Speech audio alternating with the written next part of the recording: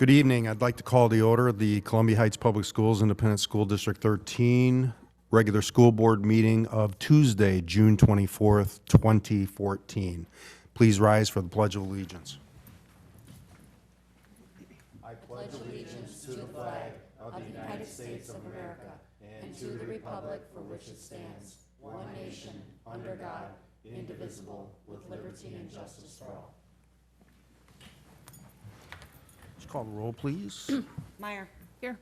Landwehr. Here. Larkin. Here. Bardell. Here. Palmer. Here. Lee here. Thank you. Columbia Heights Public Schools creates worlds of opportunity for every learner in partnership with supportive small-town communities by challenging all to discover their talents, unleash their potential, and develop tools for lifelong success. Our core values in this district are community, excellence, collaboration, integrity, respect, courage, and innovation.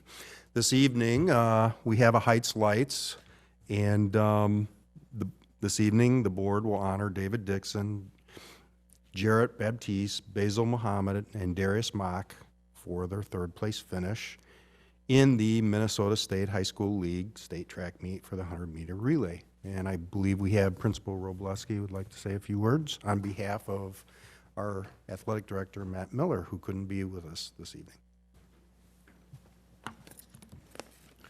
Good evening, Board Chair Bardell, Superintendent Kelly, school board members. We are really excited tonight to have 4 of our young men here tonight representing our school and the feat that they accomplished this year going against large, gigantic schools and coming in 3rd place in the 4x100 relay.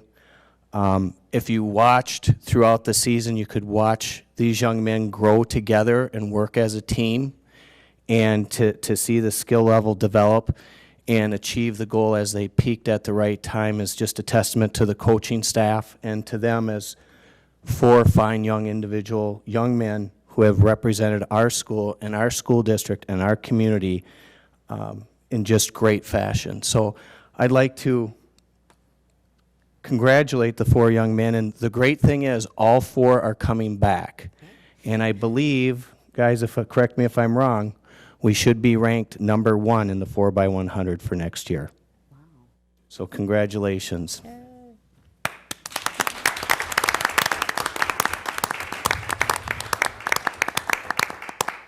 So I have a short paragraph here. We want to recognize, the board wants to recognize the boys 4x100 relay team for their success this past season.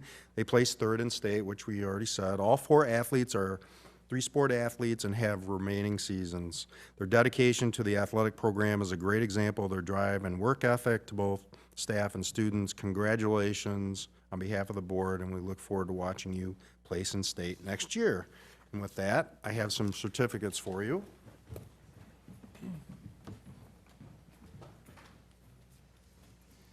All right. Our first recipient, David Dixon, is recognized for placing 3rd in the boys 4x100 relay at the Minnesota State High School League state track meet. Mr. Dixon, congratulations.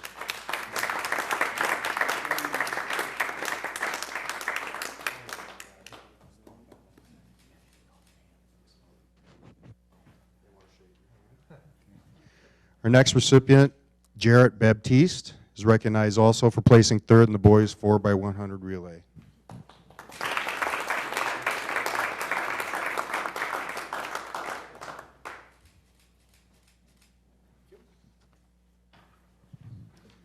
Basil Muhammad also is recognized for placing 3rd in the boys 4x100.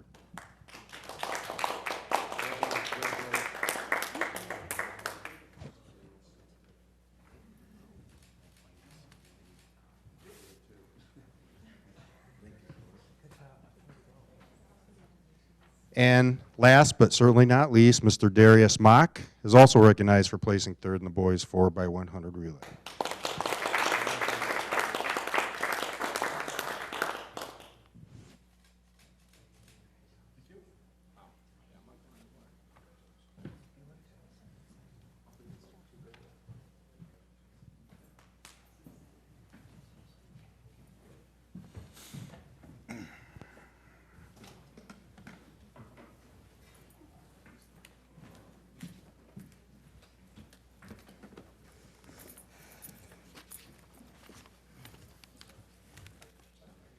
Again, thanks, guys. Well done, and we're all proud of you. So we look forward to next year.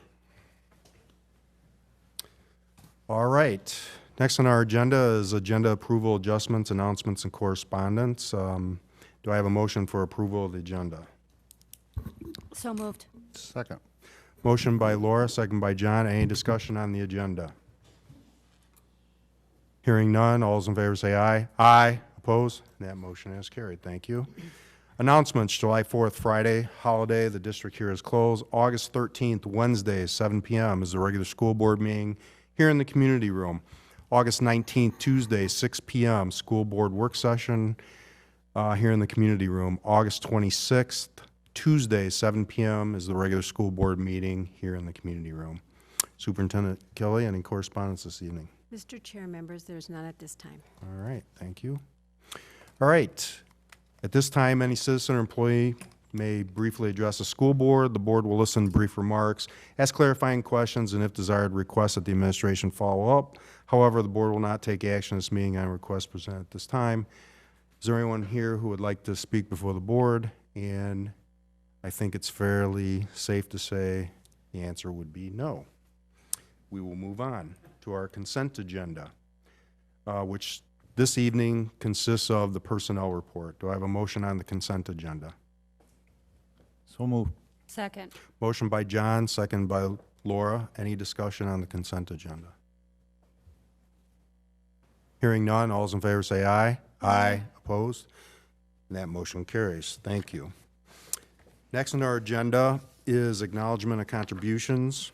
We'll see if I get it right tonight. I think I'll take a motion to move it forward, and then I'll read the resolution. I'll move that forward. Second. Motion by Missy, second by Ted. The resolution is acknowledgement of contributions, whereas Minnesota Statute 123B.02 permits school boards to receive for the benefit of the district bequests, donations, or gift for any proper purpose and apply the same to the purpose designated. In that behalf, the board may act as trustee of any trust created for the benefit of the district and for the benefit of pupils thereof. Therefore, be it resolved by the School Board of Columbia Heights Public Schools, Independent School District Number 13, that the school board accepts with appreciation the contributions detailed in the background in the amount of $21,580.21. Background, a donation of $2,000 was made to the Columbia Heights High School football team by Howard and Ann Rogotsky for team needs. Donation of $800 was made to the Columbia Heights High School boys tennis team by the Columbia Heights Athletic Boosters Club for team uniforms. A donation of $2,500 was made to the Columbia Heights High School Science Department by Columbia Heights Athletic Boosters Club for physics project field trip. A donation of $75 was made to Columbia Heights High School baseball team by John Larkin for team needs. A donation of $4,475.21 was made to Columbia Heights High School softball team by Columbia Heights Athletic Boosters Club for a shed by the new softball field for equipment storage. A donation of $5,000 was made to the Columbia Heights High School Athletics Department by the Columbia Heights Athletic Boosters Club for a stadium scoreboard.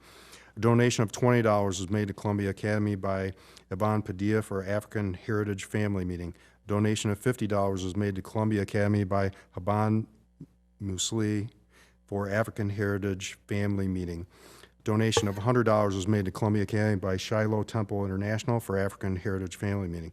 Donation of $150 was made to Valley View Elementary by Andrew Shirk for student needs. A donation of $150 was made to Valley View Elementary by Wells Fargo Match Program for student needs.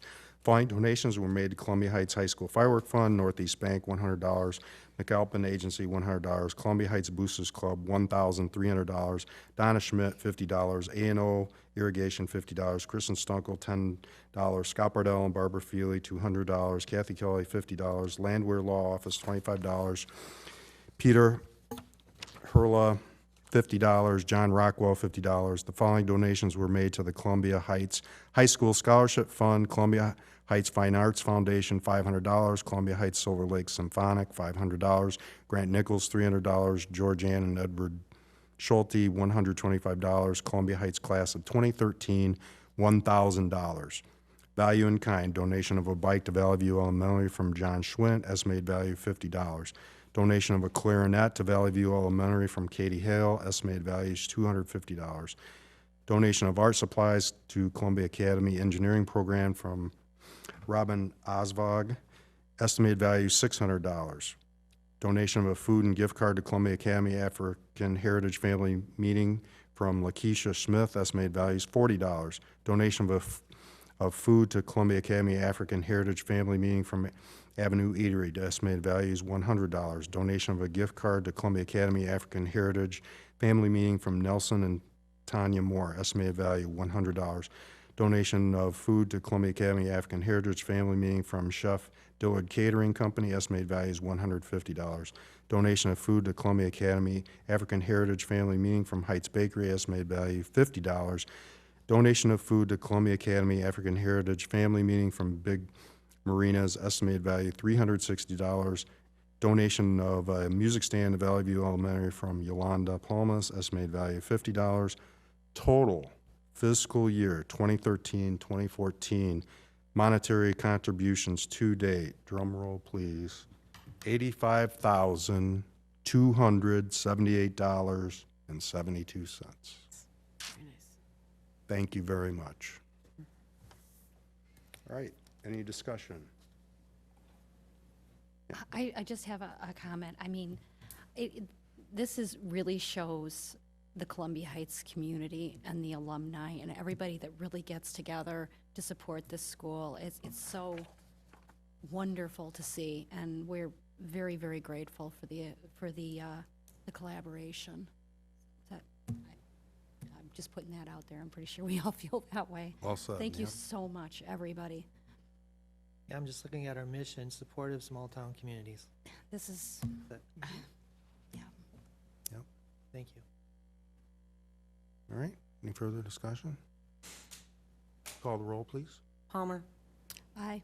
Bardell, Aye. Larkin, Aye. Landwehr, Aye. Meyer, Aye. Lee, aye. Very good, thank you. Resolution is passed.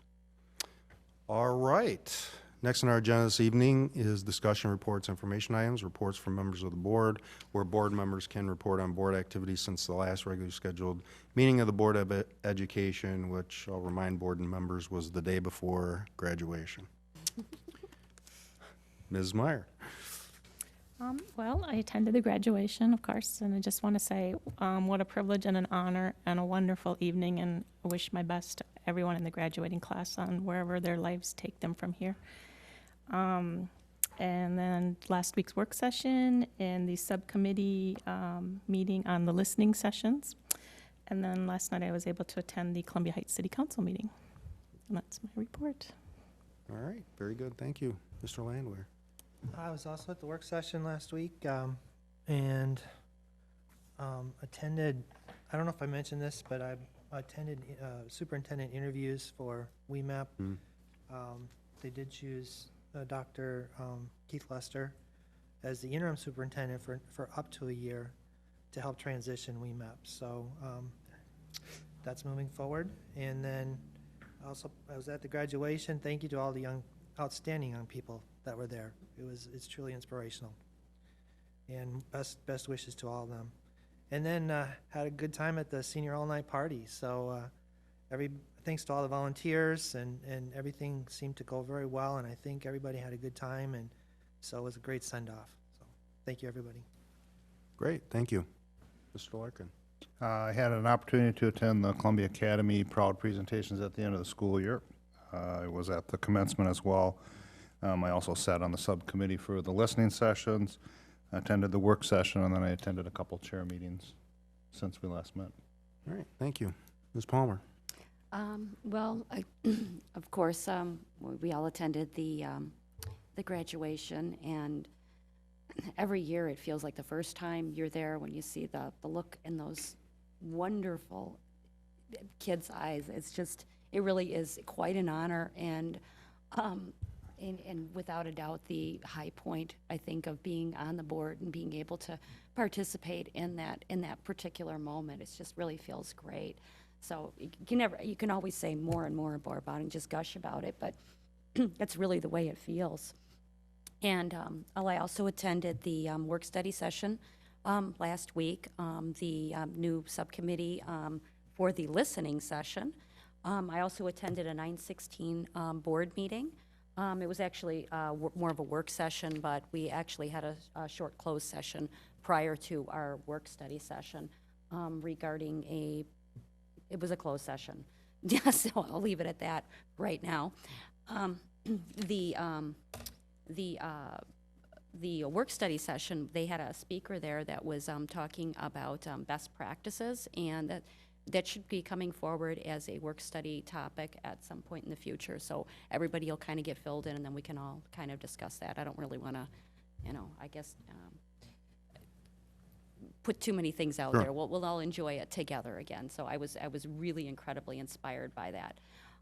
I also attended the Columbia Heights City Council meeting last night, and I think I hit everything. All right, thank you. Ms. Lee?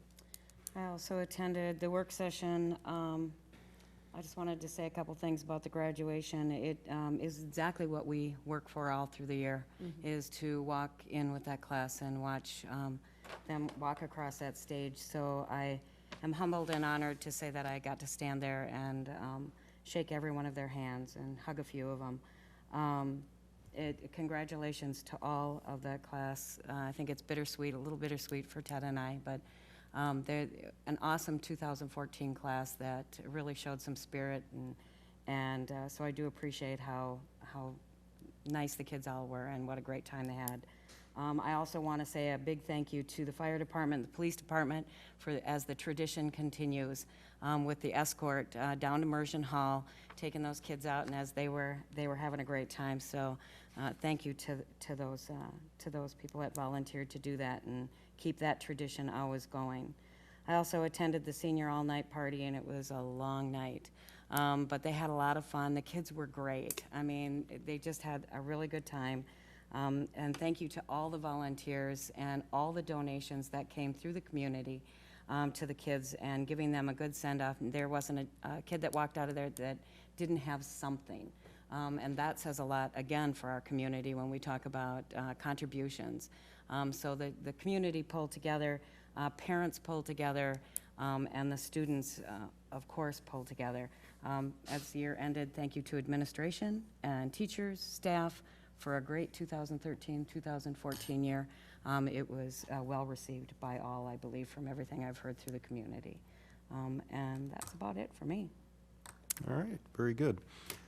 I was also at the commencement, and ditto, I agree with everything everyone said. It's the highlight, I think, of being a board member for me, so it was graduation. Also attended the work session and several meetings with Superintendent Kelly, and that's it from me. Superintendent Kelly. I'm going to defer in deference to time tonight, but thank you all for Alright. spending time with me. Yeah. All right, moving on. Our next agenda item is Community Education Adventure Club Mini Adventure Club fees, and this evening we have Kristen Stunkel, our Director of Community Education, and Bill Holmgren, Director of Finance and Operations. Good evening. Chair Bardell, members of the school board, Superintendent Kelly, thank you for allowing Director Holmgren and myself to come here this evening to present to you the fees for Adventure Club and Mini Adventures for the 2014-2015 school year. We always like to reference the mission of Columbia Heights Public Schools, creating worlds of opportunity for every learner in partnership with supportive small-town communities by challenging all to discover their talents, unleash their potential, and develop tools for lifelong success. All of our work is done based on our core values. And this evening, I'll just first remind the board and the audience that Mini Adventures and Adventure Club are the two childcare programs that our community ed program provides, and they must be self-sustaining. So all of the costs of those two programs must be covered by the fees that are received by the participants. In meeting with Director Holmgren, we learned that there were going to be some increased costs to our program, and we needed to therefore adjust the fees. We came up with a reasonable amount, which is a 5% increase, starting with the start of the school year. And that will enable us to cover the staffing costs, the supply costs for Adventure Club and Mini Adventures for next year. So on this first slide, with Mini Adventures, parents have the option of doing 1, 2, 3, 4, or 5 days a week. Mini Adventures is open from 6 a.m. to 6 p.m.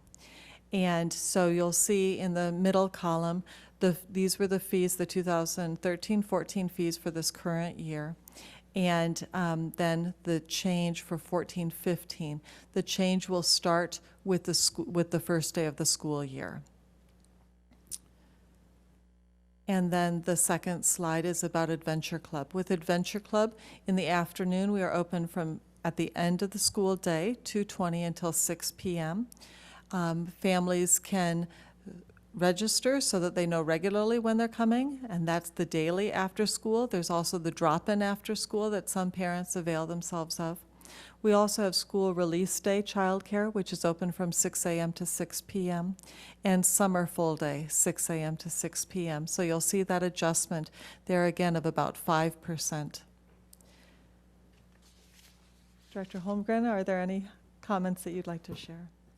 Well, I think the only thing to add maybe is, there was quite a few years where we hadn't actually done any increases, and so our costs have kind of caught up with us, so we have to push it up a little bit, just so we can cover our costs. Yeah.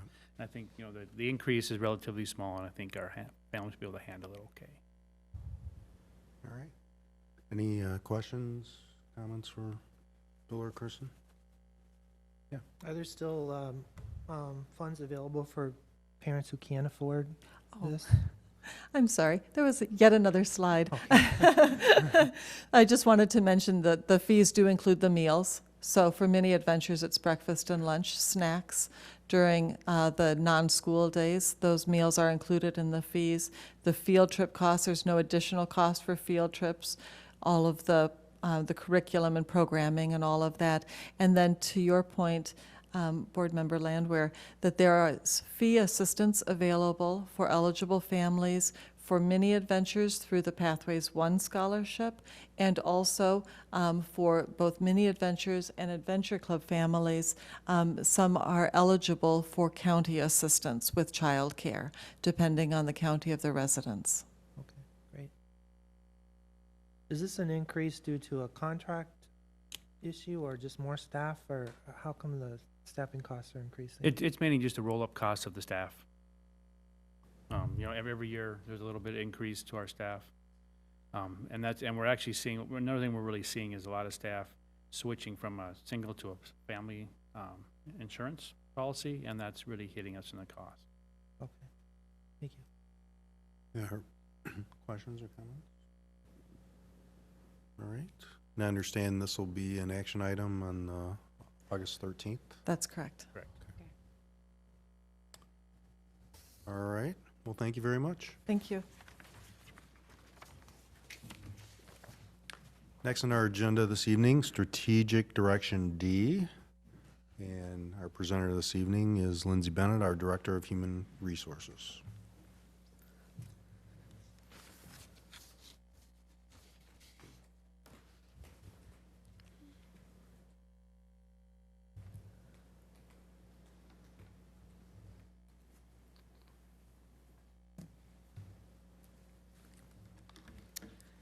Chair Bardell, members of the board, Superintendent Kelly, it's my pleasure to be here tonight to present an update on strategic roadmap, specifically strategic direction D. Columbia Heights Public Schools creates world of opportunities for every learner in partnership with supportive small-town communities by challenging all to discover their talents, unleash their potential, and develop tools for lifelong success. And my strategic direction really concentrates on the staff here at Columbia Heights Public Schools, and without them, we couldn't work on this mission statement. The core values include community, excellence, collaboration, integrity, respect, courage, and innovation. And the strategic direction does hit every single one of these core values. I guess I'd point out excellence, collaboration, and innovation. We have such a high-quality staff that work together to provide the best education that they can for all of our students, and we hope to retain each and every one of them. So the vision for 2015 is irresistible employment with creative and collegial staff. And again, strategic direction D focuses on acknowledge and address tensions and opportunities for employments and partnership between employees. So the first thing we measure is the onboarding process for licensed staff. And that looks at licensed staff that completed at least one day of Scaling the Heights, which takes place about the third week in August. As you see, we're going up. We're still at level 1, but each year we're increasing. I guess we went down a little bit, but we went up quite a bit this year to 17%. We really make an emphasis to principals to have their building staff by the end of June, which is best case scenario, which doesn't always happen. This year, to help out, what we did is we posted some of the positions earlier than usual in hopes to getting more of the high-quality candidates as they graduate or looking for jobs earlier in the spring instead of waiting till summer or later on. So hopefully next year I'll be here with something besides a level 1. The onboarding process for non-licensed, that's 100%. HR meets with everybody, including the licensed staff, to go over all the new hire paperwork. The activities department, they meet with the coaches and any other directors of plays with their new hire paperwork. For planned retention, we stayed the same as last year, so still a level 5. We included an exit interview, so now we ask staff why they're leaving and report that back to management and the admin team as necessary. We're also looking at the next school year to do a stay survey, so talking to staff before they think about leaving to see if there's any issues that we can address before we lose quality staff. And HR next year will also be contacting, starting 7/1, any new hires with like right around the 20-day mark, and talking to them to see how things are going, do they have any questions, and kind of point them in the right direction if there are anything.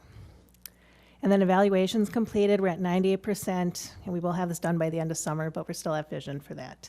And each year we continue to make it more of a formal process and include more groups so that they're evaluated annually. The next part for D5 through D8 is an employee relations survey that went out in April. And this we have just measured for the last 2 years. So it's staff satisfaction with working conditions, and that did go up 3%. Staff satisfaction with labor management communications, that went up 2%. Staff satisfaction with informal recognition at the building level, that stayed the same. And then staff satisfaction with informal feedback from building administration, that went up. Again, we have these survey results for 2 years. We've compared them. They've been presented to the principals, presented to management team for the 2013 survey, and the 2014 will be presented in August to them. The big thing I think we all realized was just staff wants to be recognized, and they don't need a big party. They just want to thank you for a job well done. And last time I presented, I remember Member Palmer asked how many people completed the survey, so I made sure to have that this time. We had 135 for the 2013 and 140 for this survey. So overall, we're doing good. We're at level 5 for everything except for the onboarding process for licensed staff. And we keep working on that in hopes to get all of our teachers hired during the summer so that they're ready to go for the start of the school year. So the maximum score is 5. For 2011, 2012, we had a 2.6, but that was only out of 3 since we weren't doing the survey yet. Last school year, we had a 4.6, and this school year, we had a 4.6. So then the dashboards just show for a percentage of new hires who complete the onboarding process for licensed. We've increased, but we're still at a level 1. My goal is we're going to get up for next year, so that's my goal. Level 2, 100% again for this non-licensed staff for completing the onboarding process. Retention of desired employees, we stayed at 95%, which is a very good number of staff. Evaluation completed within the contract evaluation period. We did increase, even though we did increase the number of staff that are formally evaluated each year. And again, staff satisfaction with working conditions went up. Staff satisfaction with labor management communications also went up. Stayed the same with staff satisfaction for informal recognition at the building level. And then went up a little bit for staff satisfaction with informal feedback from building administrators. So overall, we stayed at a 4.6 for strategic direction D. Any questions? Questions or comments for Lindsay? Pretty good results overall. Like I said, level 1, we're going to get that up. Well, yeah, I mean, I'm sure you have plans in place to increase that, and one of the questions I had, which I think I know the answer, but I'll ask anyway, just in case someone else is. But I mean, as far as onboarding, what you mean is that the teachers are hired and ready to go in the fall. In other words, they're all ready for the first day of school versus doing the convocation and all the. So they're hired and ready to go for the 189 days. Okay. And so they get to do the teaching and learning, Yeah. scaling the heights for the 3 days. So they get the bus tour and all the training from Dwayne's department. Okay. And meet everybody else too. So either way, they do get, an overall talk from HR and we go through the paperwork. Yep. It's just they miss out on that 3 days. Thanks. All right. Any other questions, comments for Lindsay? Thanks, Lindsay. All right. Well, thank you very much. Thank you. All right. Next, we have Strategic Direction F from Bill Holmgren. And Strategic Direction F is remain fiscally responsible.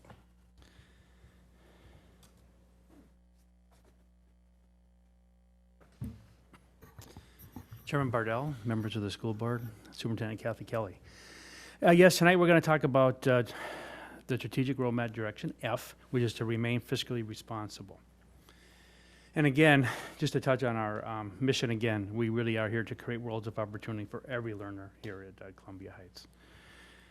And when we talk about the finances, we really are talking about quite a few of the core values, if you see listed there. We're really talking about community because they really share in the funding of our school district. And we're looking at the excellence in financial reporting and just understandability to our community. And of course, integrity is a big piece of our financial reporting. So let's look at the, there's quite a few different strategic directions, but we're really going to focus tonight on the remain fiscally responsible, which is our last one on the list. Not that it's the least important, but it's the last one on the list, F.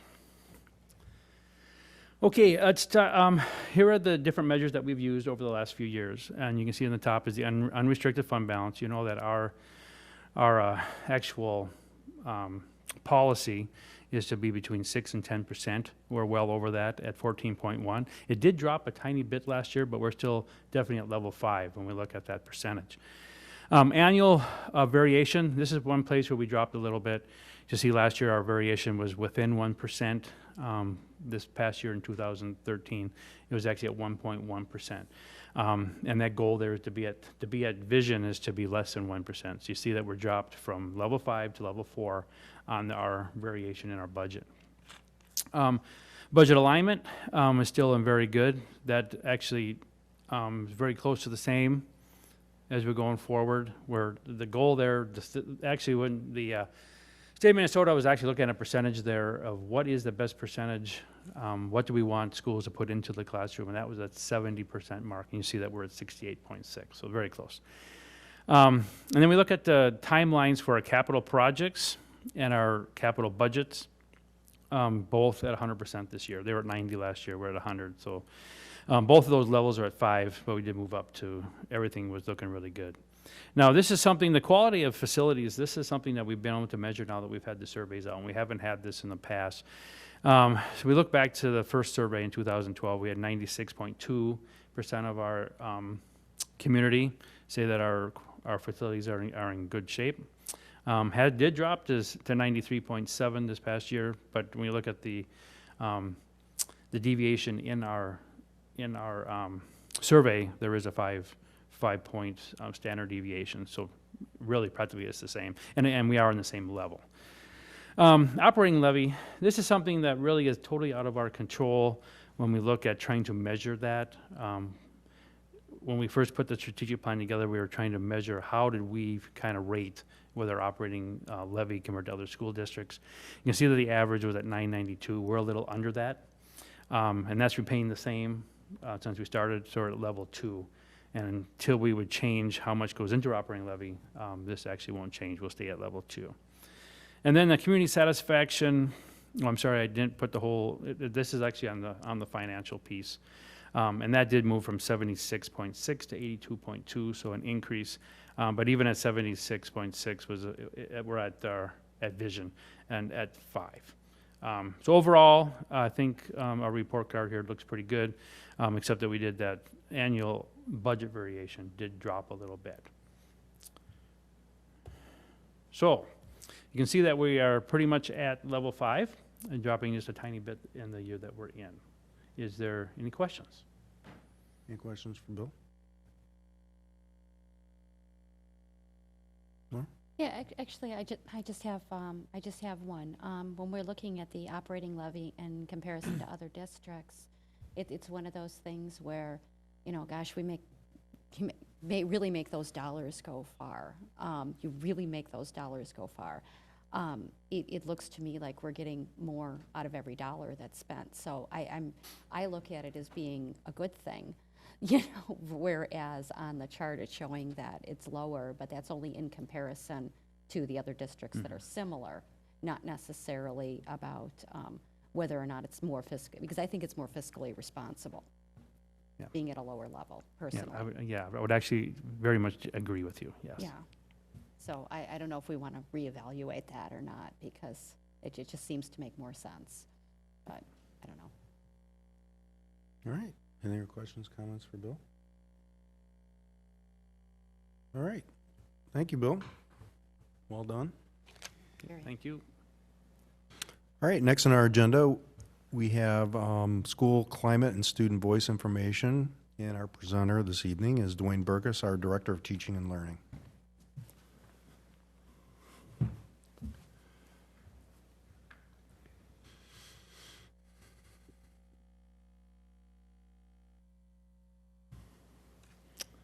Chair Bardell, Superintendent Kelly, members of the board. Kind of a first, I think, for presentations here, looking at what's happening in our district in terms of student voice, and really just a broad overview for you of ways that we are trying to include student voice in the work that we do. And so I'm going to touch on a lot of different things. We'd be happy to go back and answer questions on any of the particulars. But really, I think tonight with our mission statement, and our values, looking at how the student voice can really help us to create community and to reach our goal of excellence, and with that strong collaboration that can go between adults and students. And so in looking at what research says, one of the groups that we've really looked a lot to is P21, looking at 21st century learning. When they've looked at schools across the country that are excelling, they find key pieces to their communities. And if you look across in those different pieces, you can see that in addition to the research and engaged community, distributed leadership, you have something called student agency or voice. And that whole piece in terms of getting students to own, to be part of the decision making, to have a voice in their process, really leads to that centerpiece of a climate of achievement. So some of the things that they talked about with that is that academic mindsets are more evident in students who feel a sense of belonging in a certain subject, class, or school, believe that they have the capacity to learn, and see value in their participation. So again, this active voice as opposed to being passive participants in a system. Voice then, what do we mean? Is a means, it's towards empowerment and self-fulfillment, and ultimately a resource for resiliency, for continuing to work hard. And that really, when you look at all the different things that we could spend our time on, that one of the important pieces, most important pieces, is really that we look to that student agency, that belief that I, as a student, have a certain degree of responsibility and am empowered to be part of the system and not to be an active part of the system as opposed to just a passive recipient. And that is absolutely key to building excellence in the school. So, what do we mean in more specific terms? I think one way to define it would be student voice is the individual and collective perspective and actions of young people within the context of learning and education that can positively affect. So this is the key, I think. School or program improvement goals, academic achievement, the engagement gap, dropout rates, school community, or pride. So in other words, the actions that we take to improve in those areas are influenced by the voice of our students by what they are telling us. So I'm going to go through, if it's okay with you, then just a quick overview of some of the things that we are doing. And it's actually, I think, a fairly comprehensive view of what we're doing. One thing is we do have student leadership groups, and you see that everywhere from at the elementary schools, which all have school-wide rules conventions where students come together like a mini constitutional convention, and they create these rules on an annual basis. We have encore leadership classes where they act sort of as a student council. Columbia Heights High School, or Columbia Academy and the high school both have student council. We have our web and link crews, which work with those transitional years. All of these are groups where students are helping to make decisions and defining what takes place, and really having, as a result of that, through their actions, an impact on school community and school pride. In addition to that, we also have focus groups, and recent focus groups that we've brought together. This would be bringing groups of students to meet with adults and talk to us, ask them questions, hear what they have to say. We've convened focus groups recently on elementary gifted and talented, pre-AP and AP, when we did the principal search at the high school, and as part of the Columbia Academy Continuous Improvement Plan over the past school year. So all of those wonderful opportunities to ask questions and learn, and we see that impact then on school improvement, program improvement, academic improvement as well. Another piece that is part of our strategic plan is that we've asked all of our principals to conduct walkthroughs. And by walkthroughs, we're asking principals to go in and actually just pop in briefly to classrooms and see how they see things going. We have a checklist for engagement, but with that also to engage in brief conversations with students, asking them quick questions. What are you doing right now? What are you studying? Can they define that? Why is this important? Has the teacher really shown them the relevancy of this? And what are you learning right now? In other words, how engaged are you? And amazing what you can get out of those brief conversations with students. Again, getting their voice on a regular basis. These walkthroughs, the hope is that they can be frequent, not long, but that they can be frequent. And over time, we gather a pretty good sense of how things are going.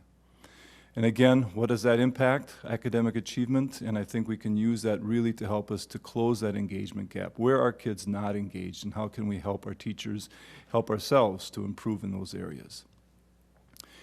One of the big things, though, that I do think takes place is through the relationships that adults have with kids, and some of that is set up intentionally, others it's just part of who the people are that we hire, but Check and Connect is a program where we have set it up. The program itself is really built to do just as it says. Every day there's a check-in with this adult and those students. It's brief, but it's every single day. They connect with the kid, they ask them, how was last night, what'd you do, you ready for the day, how you feeling, everything gonna be okay today? That check-in happens on a daily basis to get that feedback from the kids so that we can intervene, be preventive if possible. Advisory time, where teachers have a little bit more time to have those conversations. At the high school, Principal Robleski is here tonight, but just talked to him about this again today.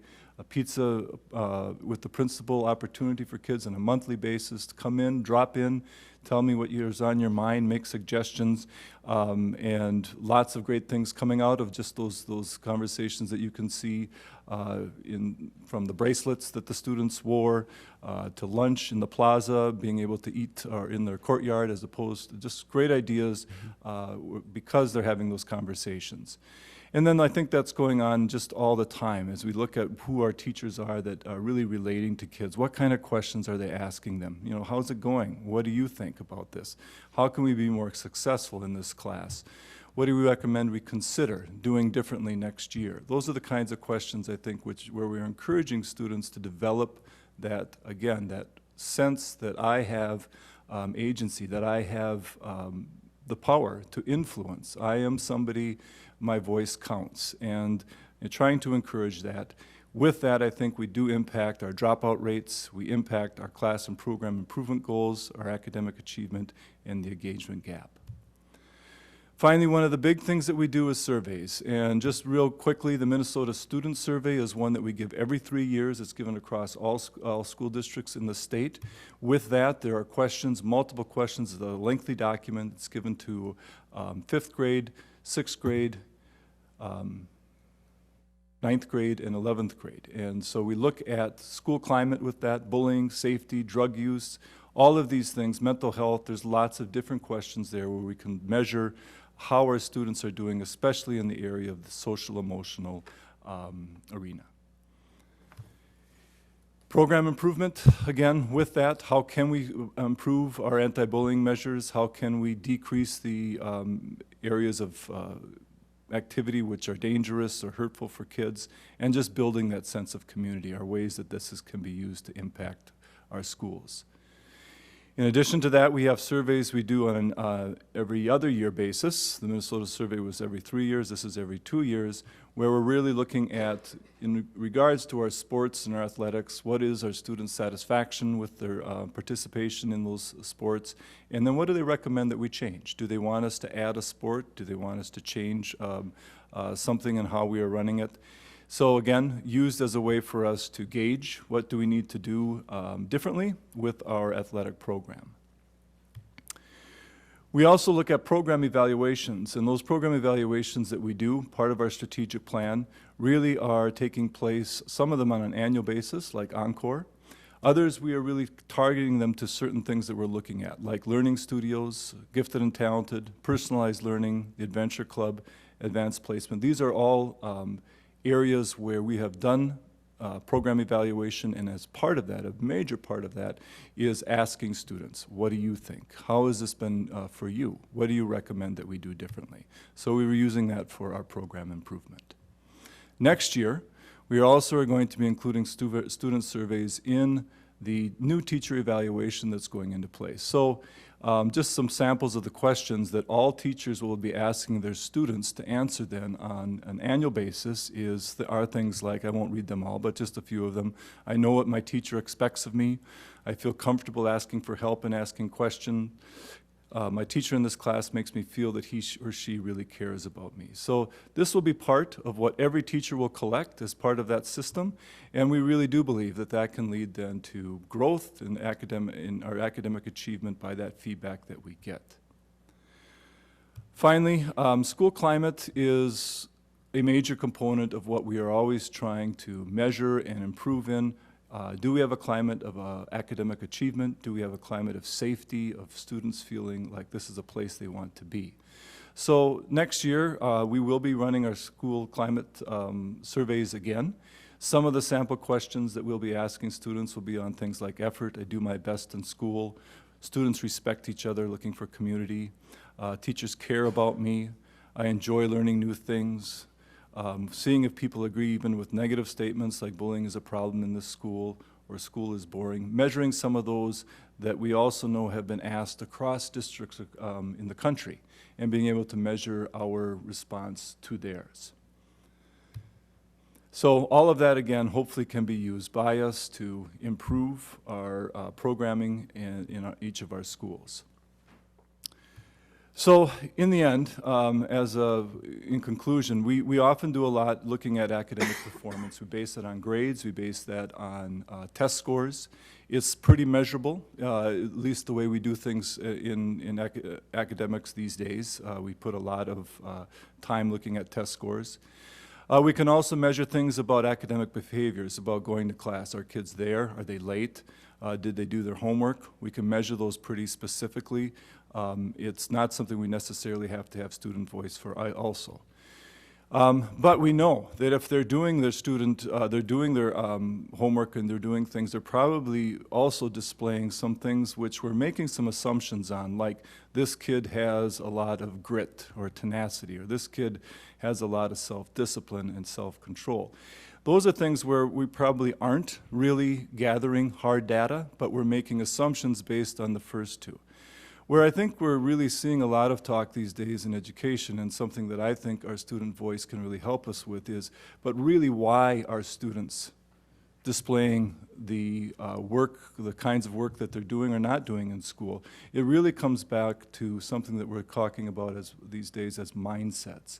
And really asking for kids, I believe that the student voice piece that's been missing somewhat and that we do need to start collecting is really trying to get a handle on what is the mindset of our students. In other words, do they really feel like they belong in this academic community, that they can be successful, that with ability and my ability and competence grow with effort. Do they believe that effort makes them better, or do they believe I got this much intelligence or I got this much intelligence and there's nothing I can do about it? So again, looking for that student voice to help us with that. Do they believe they can succeed? What is their level of confidence? And do they see relevance in the work that's going on with them? So our hope would be that the student voice can also include some more detective work in terms of being able to say, we see different levels of effort from our students. We see different levels of the performance, behaviors, perseverance. If we can measure a little bit better what their mindset is and we can impact that as a result, we should be able to find that there's better results. So in the end, we believe when students are consistently encouraged to ask questions, wonder aloud, and offer opinions, they develop an ability to see the world as endlessly full of options and a place where they can confidently approach problems and seek out solutions. So we believe student voice is important, believe we're doing a lot with it. We do have plans, though, ways that we would really like to take it to a new level in the year ahead and really have it help us to get better at engaging every student in, to be the very best they can be in our schools. So that was a quick, sorry, maybe quite detailed, though, overview of our different ways that we are collecting student voice. I'd be happy to answer any specific questions.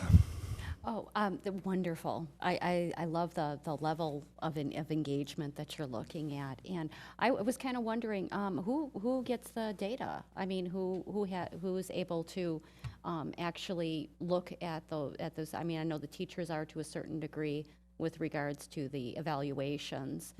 Does the student council participate in any of this at any of the building levels? Because they might have some insights into some of that as well. So, and does that align with our I guess I have a lot of questions, with our communication goals? Yeah, it's a good question about the communication goals. I guess that would be an interesting, I did not look at that, so I think that would be an interesting way to also analyze this. I think the results go, to your question on the results, I think it really just depends on what we've been collecting, and some of it does get back to the students. Other pieces go just perhaps to a principal or to teaching and learning.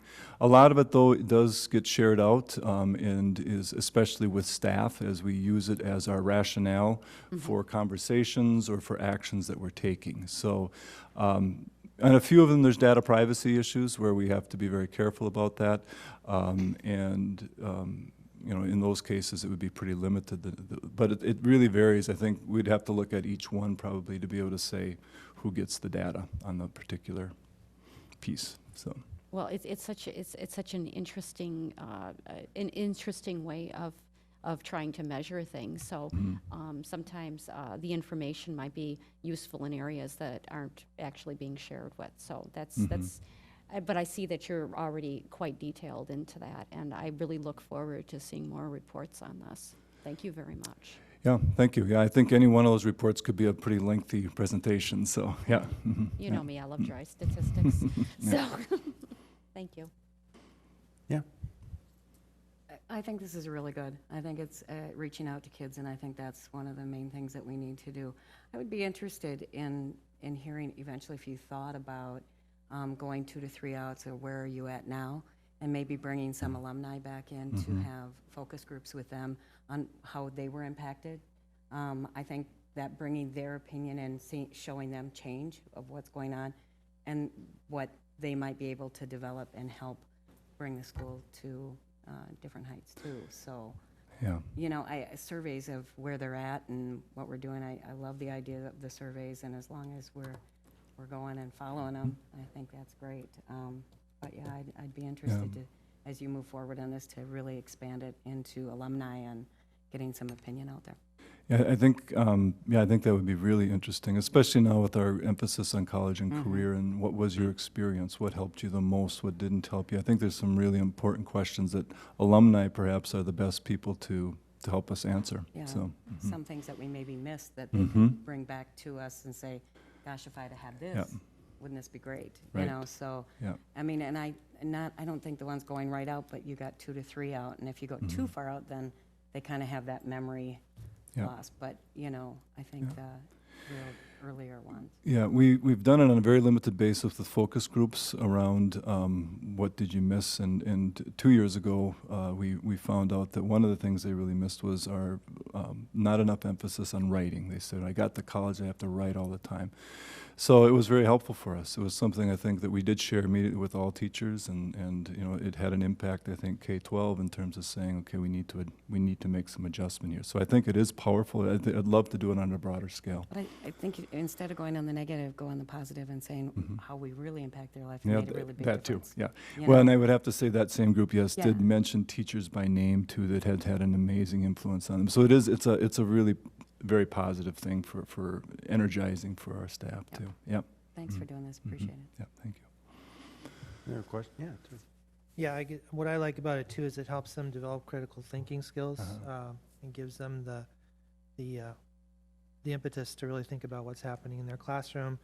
And I know students a lot of time, everybody likes to be heard, not just listened to. So I like the fact that you're taking the data and actually using it to improve the classroom. Does teaching and learning get all the data then from this, or? No, not all of that data. There's some pieces that we, they just depend again which ones. I think, for example, on things like the Minnesota State High School League piece, that would go to Mr. Miller, and he would be analyzing that data. There are some data pieces where it would probably be just the principal that would be getting that. With the new teacher evaluation, for example, that's probably not information that's going to come directly to teaching and learning, but we'd see summary data from that. We could see, okay, here's how we're getting, here's where we're seeing trends. The Minnesota Student Survey, it's a huge product from the state every 3 years, does go to teaching and learning, and it, really it's a public document, anybody can see it. So it really varies, I guess, from piece to piece. If it's an informal piece, obviously, and I think some of that is the most powerful, pizza with the principal, for example, would be something that probably is going to be pretty localized, doesn't necessarily go to teaching and learning. So the school climate will be a big one. School climate survey next year will be a big one, and that one will go to teaching and learning. Teaching and learning will be involved in helping develop and give that. So that would be one that would be collected as a district-wide survey. So, yeah. 'Cause I really see this as an indicator of the health of the district as well. So I would love to see this as a scorecard at some point, being able to summarize this data and present it to us as to the board. Okay. Yep. Thank you.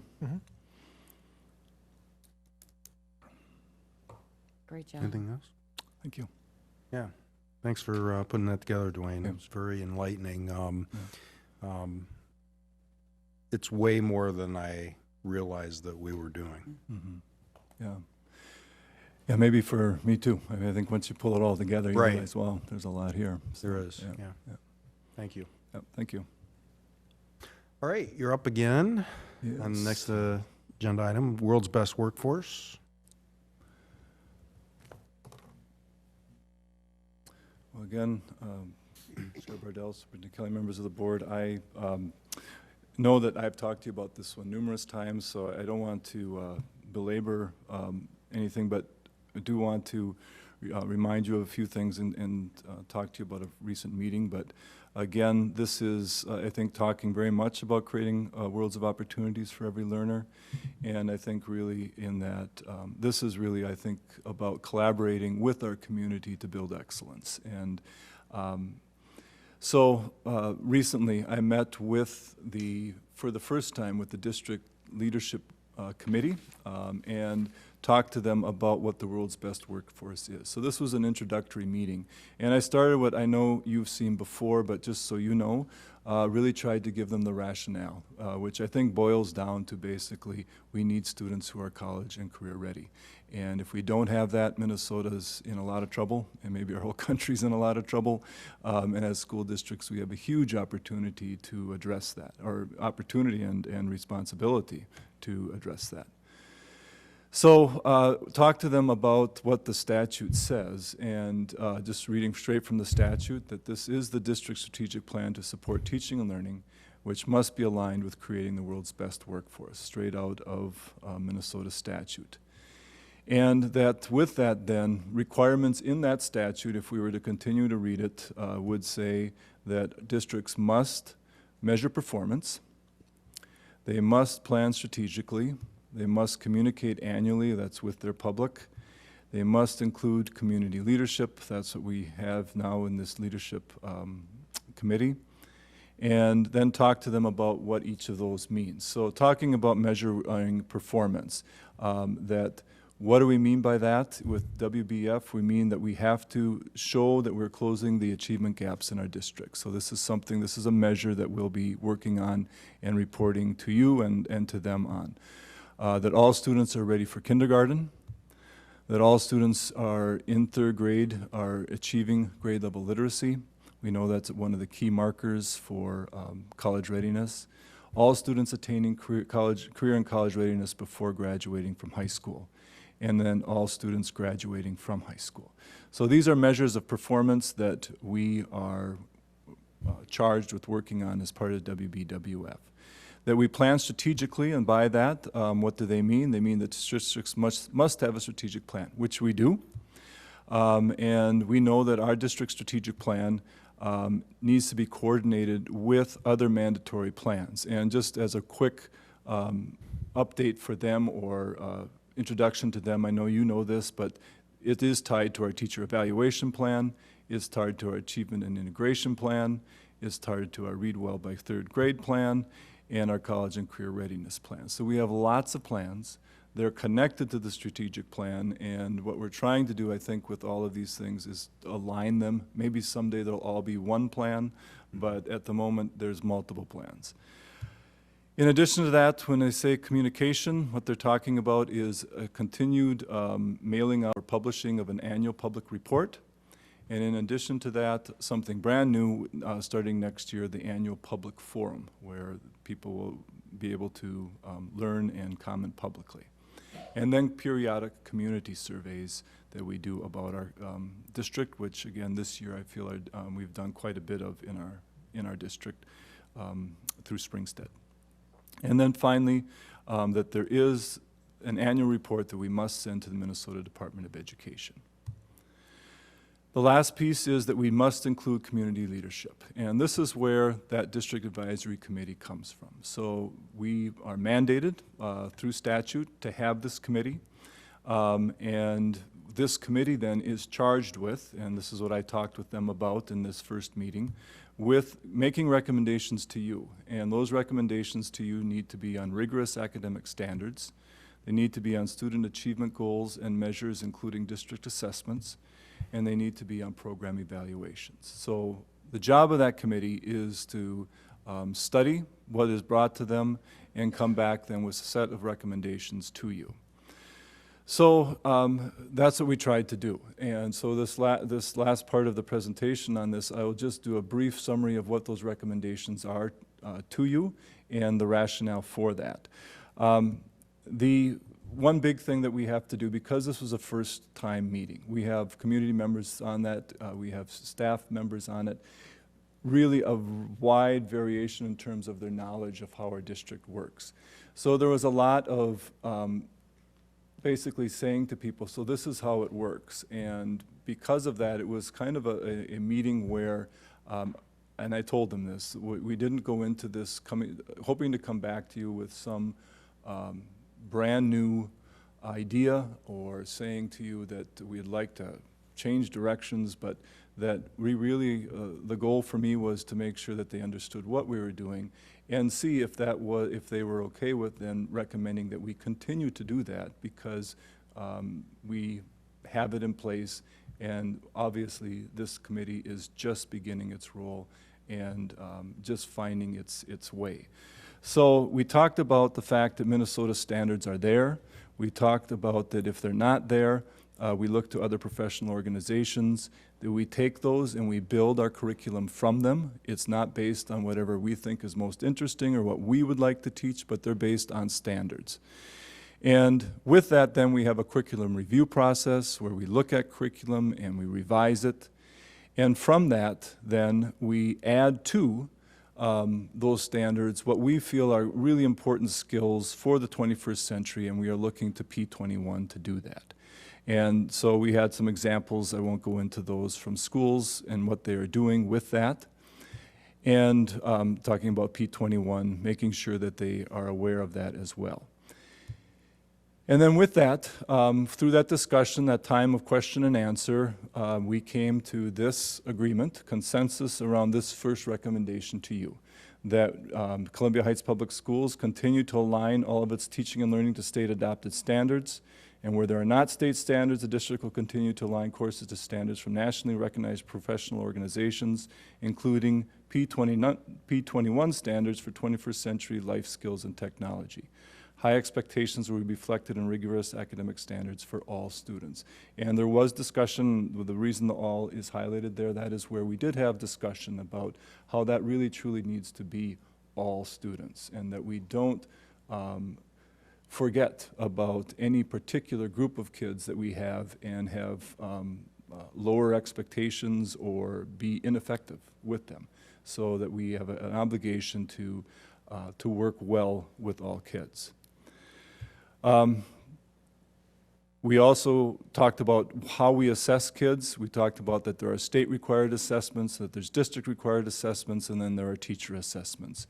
And we looked at what those look like. Again, very quickly, we have district testing that we do. We mandate these, CBMs in K-5, MAP in 1-8, reading and math. Different reasons we do that. But in addition to that, we have our state-mandated testing, MCAs, and coming soon, ACT, access for EL learners. We take all of that data and we use it to measure how we are doing. And with that, our measure is really, as you just saw from the strategic plan, the vision cards that we have in place. And so we're taking the vision card for our assessments really comes from vision card B in our strategic plan. We use the same process of saying, are we at intervention level or all the way to vision level? And that with that then, our recommendation to the board is that we continue that process. So we're not recommending a change. We're recommending that we continue to use the district strategic plan B to identify vision performance goals as well as scaled levels of intervention, high concern baseline and progressing, and identify measures to be used with all students. Again, that's all students is where the conversation was, that are we truly doing that? Are there some kids that aren't being measured effectively or measured with the results being used for something? So that was a good discussion for us, but really there is a recommendation for the status quo for now in terms of using our vision cards as the way that we measure student achievement. Finally, we also talked about program evaluations, and as we just mentioned earlier, some of those are annual, as in strategic plan, the ones that we have in strategic plan A, and then some are periodic. For example, the Gifted and Talented program was just evaluated last year. So we talked about with them. We showed them again what that looks like, that our program evaluations are really part of Vision Card A. And if you remember what's in there, it's talking about how are we doing with things like AVID? How are we doing with things with STEAM, with technology, engineering, arts, and math? And with that then, we also have these periodic evaluations, activities including athletics in 2011-12, gifted and talented in 12-13, college and career readiness in 13-14, and visual and media arts in 14-15. These would be examples of specific program evaluations. So the proposed recommendation to the board, again, that we will continue to measure implementation and effectiveness of the set list of programs in Vision Card A of the strategic plan, as well as specific programs as charged by the superintendent. So again, nothing new. We are recommending that we stick with the program, with the strategic plan, that we see the rigor, the assessments, and the evaluation are there. So next steps. Next steps will be the assessment returns very soon, so we'll be able to get that data. And with that, we will be looking at, again, all of these different areas that we have been charged with from the state. How are we doing on the achievement gap, college readiness? In addition to that, we will be looking at program evaluations in the Part A of the strategic plan and bringing that to them, as well as in visual and media arts. So those are all parts of next steps that this committee will be looking at. The assessment return data, and as we work through the evaluation process, the evaluation data. In other words, they'll be looking at our vision cards in addition to the standards. They'll be looking at vision card A and vision card B. Next steps then, this group will meet again with that data in September. And then we'll be able to hopefully report to you on that soon after. We're hoping that you will be willing to hold the first school board public forum sometime in October. That would be a first. I'm sure there'll be many other districts going through their first time of that around that time. And then hopefully by November then we will be submitting our first report on all of this to the Department of Ed. So that's just again summary of that first meeting of which will be ongoing at least 3 to 4 times a year process of that district leadership committee coming together. Yeah. I just have one question. How long is this, the advisory committee? Are they formed for? Do we have a set time? Are there terms? You know, something along those lines. You know, there's nothing in statute that says what the terms have to be. So I think that's something that I would look to Superintendent Kelly and the board perhaps if there's recommendations or if there's things that they would like to tell us to do with that. So much of WBWF is statute based, but I don't believe there's anything in there about how long people can or should be part of the committee. I would just have one recommendation for some sort of consideration is that you might want to consider some sort of staggered terms so that you don't have a completely, where you have to start from scratch right from the beginning where you'd have a certain turnover. So that's just a recommendation. It looks wonderful. I had lots of questions and then 2 slides later you answered them. So the only one I had. Thanks. Yeah, Ted. One of the ideas for assessing the whether students are college and career ready, which nationally I understand is only 30% that come out were college and career ready. At least the last time it was measured, I think that was a year ago. Is to ask them, you know, to do that survey of alumni and find out were they ready. You know, I think that's the ultimate measure is finding out if when they actually get to college, are they ready or in their career? And I also want to comment it struck me that the strategic plan is not always aligned with these various other strategic plans because we keep getting new statutes with new initiatives from the state. So it's hard to keep up, but we'll have to. Well, I was pleased that the state is talking about, they realize there are all these plans that they're mandating, and I know they share the goal that we have of could we consolidate these somehow, making one. I haven't seen any progress on it, but at least I think they would agree with you on that there's just so many different mandated plans now that you almost lose track sometimes of how many there are. Any other questions, comments for Dwayne? Looks like a very successful first meeting. Yeah, thank you. It's Thank a great you. committee. Appreciate it. All right. Moving on to our action items. Our first action item is repeal of policy 514. It's the current bullying prohibition policy. And I just want to explain for those who may be watching, this is a procedural matter. We were, all the schools within the state of Minnesota have a new statutory framework, well, actually a new statute for bullying prohibition. But in order for us to pass that, which is the next, or debate it, hopefully pass it, the next action item, we first must repeal the bullying policy we already have on the books right now. So it's a procedural thing that we have to do. So Please don't take it that we're not going to have a bullying policy, because we definitely are going to have one. All right, so, Make that motion. thank you. Second. Motion by Ted, second by John. Any discussion?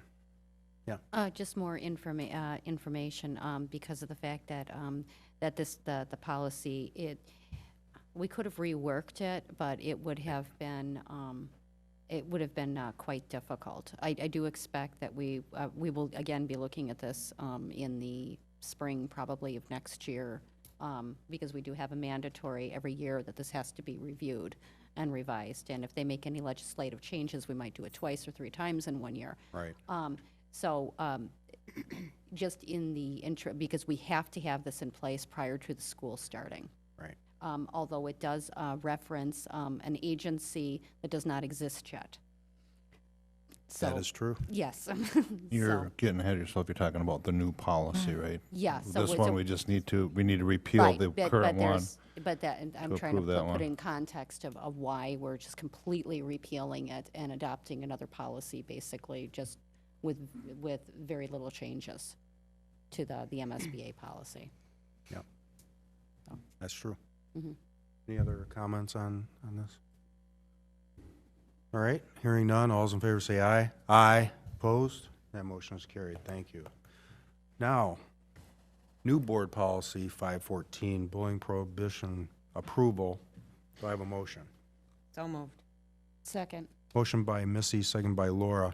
This is, as Member Palmer mentioned, this is the new statutory requirements under the state of Minnesota. We've gone through this once in subcommittee, once at the school board work study, both with legal counsel present, making recommendations. As Member Palmer mentioned, we took the MSBA policy and tweaked it to stay what we felt was within the statutory guidelines. I agree with Member Palmer that we are required to review this at least once per year, but since this is a brand-new statutory framework, it's likely that we'll get more direction from either the state legislature or the courts or both. So this is brand new for all the school districts, and as Member Palmer also said, we have to have this in place by law before the beginning of the school year.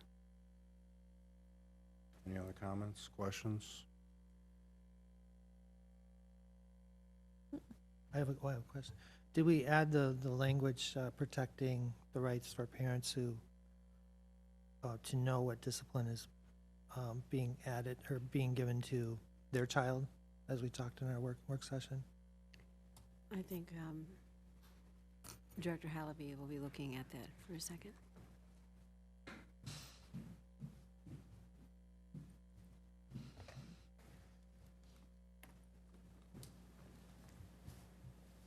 Chair Bardell, members of the board, Superintendent Kelly. I'm sorry, Director Landwehr, could you repeat that? Oh, I'm just wanting to make sure we have the protection for parents to know what discipline is being given to their child if they're a perpetrator of bullying that's been confirmed. Yes, that's in the policy. Okay, great, thank you.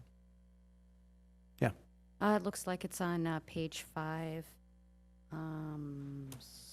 V or 5, section.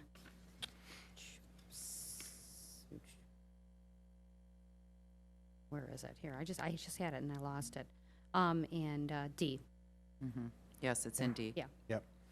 See it. And the reasoning for that is to make sure that, parents are notified and aware of what's going on with their student, so, which is not a change in our policy, but we want to make sure that that's protected. Correct. I do also want to point out that, and I think you've mentioned this, Chair Bardell, that this policy is all statutory. We have to do this under state law, so that's what we're doing. Yep. All right, any further discussion? Hearing none, all those in favor say aye. Aye. Opposed? That motion carries. Thank you very much. Thank you. Thank you, Director Halvey. All right, next on our agenda this evening is out-of-state field trips. Board will be asked to approve out-of-state field trips for 2014, 2015, We have Dwayne Burgess back, and our principal at the high school, Mr. Dan Robleski, and Mr. Ryan Palmer.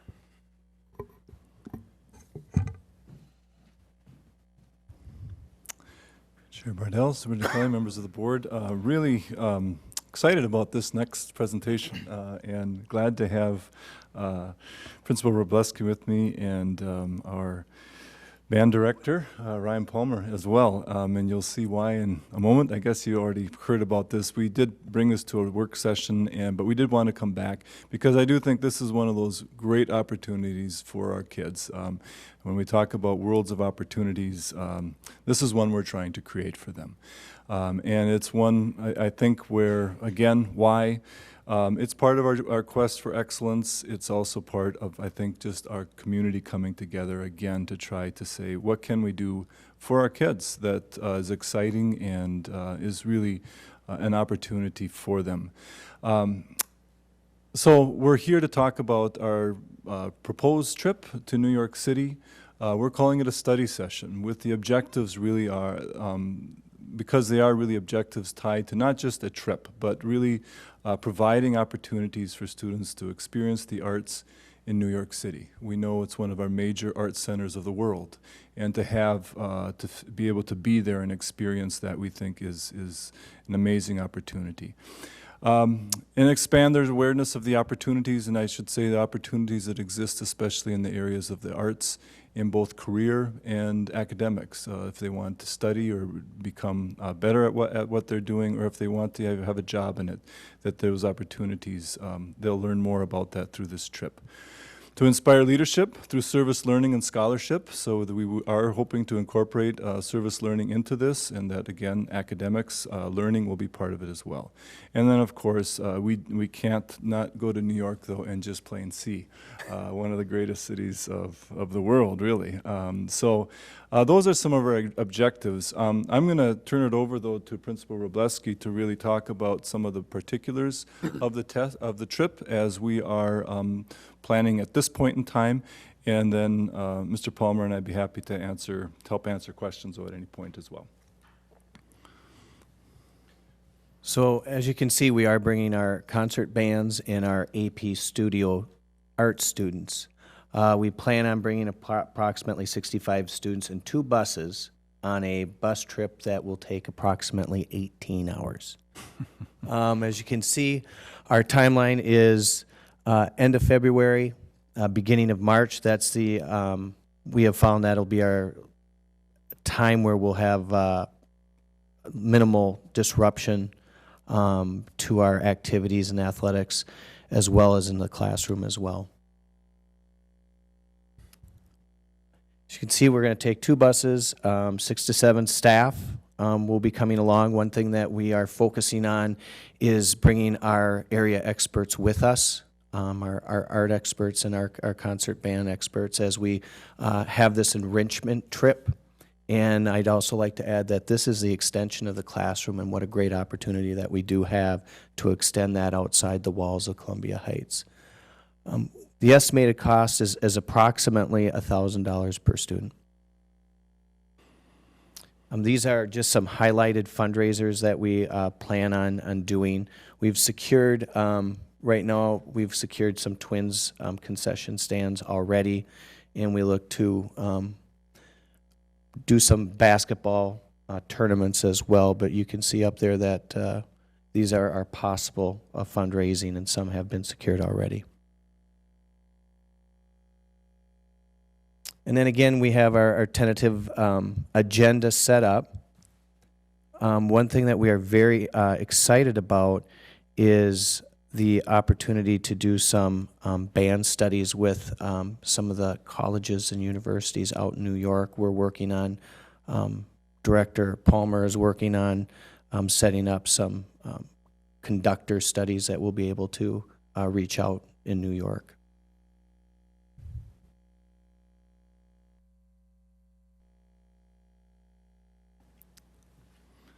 So I don't know if anybody has any questions, or Mr. Palmer, if you have something you want to add. I would just, I I like the idea that we're talking enrichment and extension of the classroom. I like the study session as we go. It's really not a trip, it's an enrichment, and that's what I'm really excited about, and excited to get behind this opportunity for our kids. As I understand, the students are going to be active participants in raising the funds for their trip. I think that's wonderful. I think they'll find so much more value when they work really hard towards it. So they're going to get so much more out of it than they would if. But no student will who gives an active who doesn't have the means will be able to participate, provided that they're also going out there and working towards it. From what I understand, I didn't say that very eloquently. I think you had a better way of putting it at the work study session. Could you? Well, yeah, and thank you. It's been our belief, I think, and it's really come from the board and our superintendent, that if we really are about worlds of opportunities for all kids, that we're not going to say to any student who's worked hard and come up a little bit short that, sorry, you can't go. So we have, it puts a little bit more responsibility on all of us to make sure that the fundraising is going well, and that students are contributing. So there is, that's not just, if you don't put in the effort, it's a different matter. But if you're putting in the effort, we want to make sure that those kids all have that opportunity to go. So our hope would be everybody will be successful, that they will have enough ways for kids to fundraise, that if they participate, they should be able to make the money. Yeah. Seem much more eloquent. I was thinking maybe this is another way to partner with our supportive small-town communities. Make Yes. this happen. Yeah. Mm-hmm. I'm just curious, traditionally the choirs attended these trips as well in the past. Is there a reason why they're not going this year or next year? I think we're talking probably about something now that is kind of a change in how we're doing things, I guess would be a way to say it, and looking at how the arts really are more than just band and choir, that really it involves the performing arts and the visual arts. And trying to tie those, bringing those groups in probably means that we're going to try, at least the thought is now, to maybe organize it differently and have visual arts be able to combine with band, and perhaps performing arts combine with choir. And so that the trips can be staggered, so that we can offer more opportunities for kids, and maybe, but not have to have the whole high school gone at any one point of time, or a lot of high school. So basically going every other year, or building some kind of schedule into the process, but drawing in those two departments as well. So we're still I don't know looking if you at. wanted to add anything to that. I'm sorry. Excuse me. So we're still looking for opportunities for performing arts as well. Absolutely. Great. Yeah, Missy. You have 6 to 7 staff members going. Are they going to be participating in fundraising, or how are they being funded to go to this? Yeah, I think that will probably be factored into our total cost for I think that so it's, at this point in time, I don't think we're going to be expecting that the staff members have to go out and make all of that, but what they'll be contributing is probably different than students too. For example, we'll expect staff to pay for their own food, for example, and not be.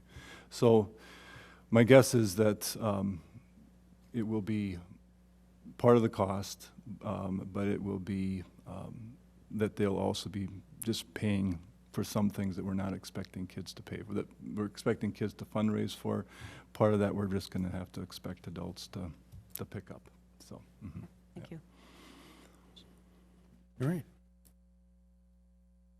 Good luck. Let's see. Principal Rupleski, you're riding on the bus? Absolutely. He's driving the bus, right? Phil is driving the bus. Director Holmgren will be That's an driving one of the 18-hour buses. drive. That would be a first. Last trip, I remember the principal flew out, so. Well, last year I was on a 14-hour bus trip down to Nashville, All and right. traded in for the world. All right. Ryan, do we have a motion, or we need to make one? Make a motion to approve the out-of-state field trip. I'll I'll second. second it. Motion by John, second by Ted. Any further discussion on the out-of-state field trip? Thank you for all your hard work. Yeah, thank you. Hearing none, all those in favor say aye. Aye. Opposed? That motion is carried. Thank you. Thank you. All right, Dwayne, the board will be asked to approve the ESEA grants for 2014, 2015.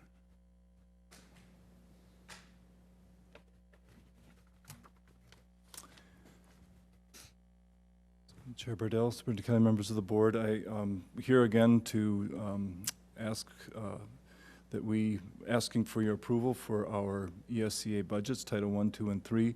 Just a very quick reminder of what I brought to you in the information session, that in Title 1, we have a preliminary budget, and some of that is mandated by the federal program on what we must spend it on. But by and large, the key activities where we have the majority of those funds are in teachers, in school continuous improvement strategies, and in parent involvement. In Title II, we also, well, it's a little bit different where the focus here is mostly on staff development. That, again, that's where we would, we'll be spending our money, and that we will do that through classroom embedded coaching, through training sessions, and through consultative service around early college. And then finally, in Title III, which is aimed at our English learners, that we will use the majority of those funds for teacher support in terms of a lead teacher, staff development, program development, our summer reading program for EL students, and for family involvement. So be happy again to go into more detail on any of those, but we annually receive these dollars about this time of year. We work over the next month with your approval on developing our proposal to MDE for their use. So we're hoping that by the beginning of the school year, then we would know if we've been approved or not by MDE. Do I have a motion? So moved. Second. Motion by Laura, second by Ted. Any questions or for Dwayne about this? So do you think this is the most effective use of the funds to accomplish our mission? Yeah, I think that we have these funds because they want us to be addressing certain key areas. So in Title I, that would be reading, math, science, those students who are struggling, staff development, and EL. So I believe the programs are highly geared towards doing that, and we try to base whatever we do on what research would say is your best bet in terms of impact. Great, thank you. All right, anything further? Hearing none, all those in favor say aye. Aye. Opposed? That motion is carried. Thanks, Dwayne. Dwayne is up again, and he's going to ask the board to approve the LEA authorization. And I won't do a PowerPoint. I can speak without one. I'll show you. But this is just a very simple proposal. The state requires that somebody sign things like the Title I applications who is the authorized representative for our educational community, our district. And so as the LEA, for this past year, my signature has been on things because you did approve me as the LEA representative. So I'm just, again, asking that that be the case for the upcoming school year. All right. Do I have a motion? So moved. Second. Motion by John, second by Laura. Any discussion, questions for Dwayne about this? Yeah. I just have a quick question. This isn't, is this in a policy somewhere where we would need to name a representative specifically, or? I don't think it is, but I'm kind of a little foggy on that. No, I'm going to speak to that. Dwayne can as well, but basically it's one of the procedural things that come from the federal government, and generally it's either the superintendent or an assistant or a director. And past practice in this district for the last, I think, 13 years has been that the assistant superintendent or the director is the LEA, but we always like to acknowledge at the board level that you know who is signing off on the documents, and that's why we're doing it. It's a procedural. Thank you. Any further questions? Hearing none, all those in favor say aye. Aye. Opposed? That motion is carried. Thanks, Dwayne. Thank you. Next up is Bill Holmgren, our Director of Finance and Operations. where the board would be asked to approve membership in the Twin Cities North Chamber of Commerce. Chair Bardell, members of the school board, Superintendent Kathy Kelly.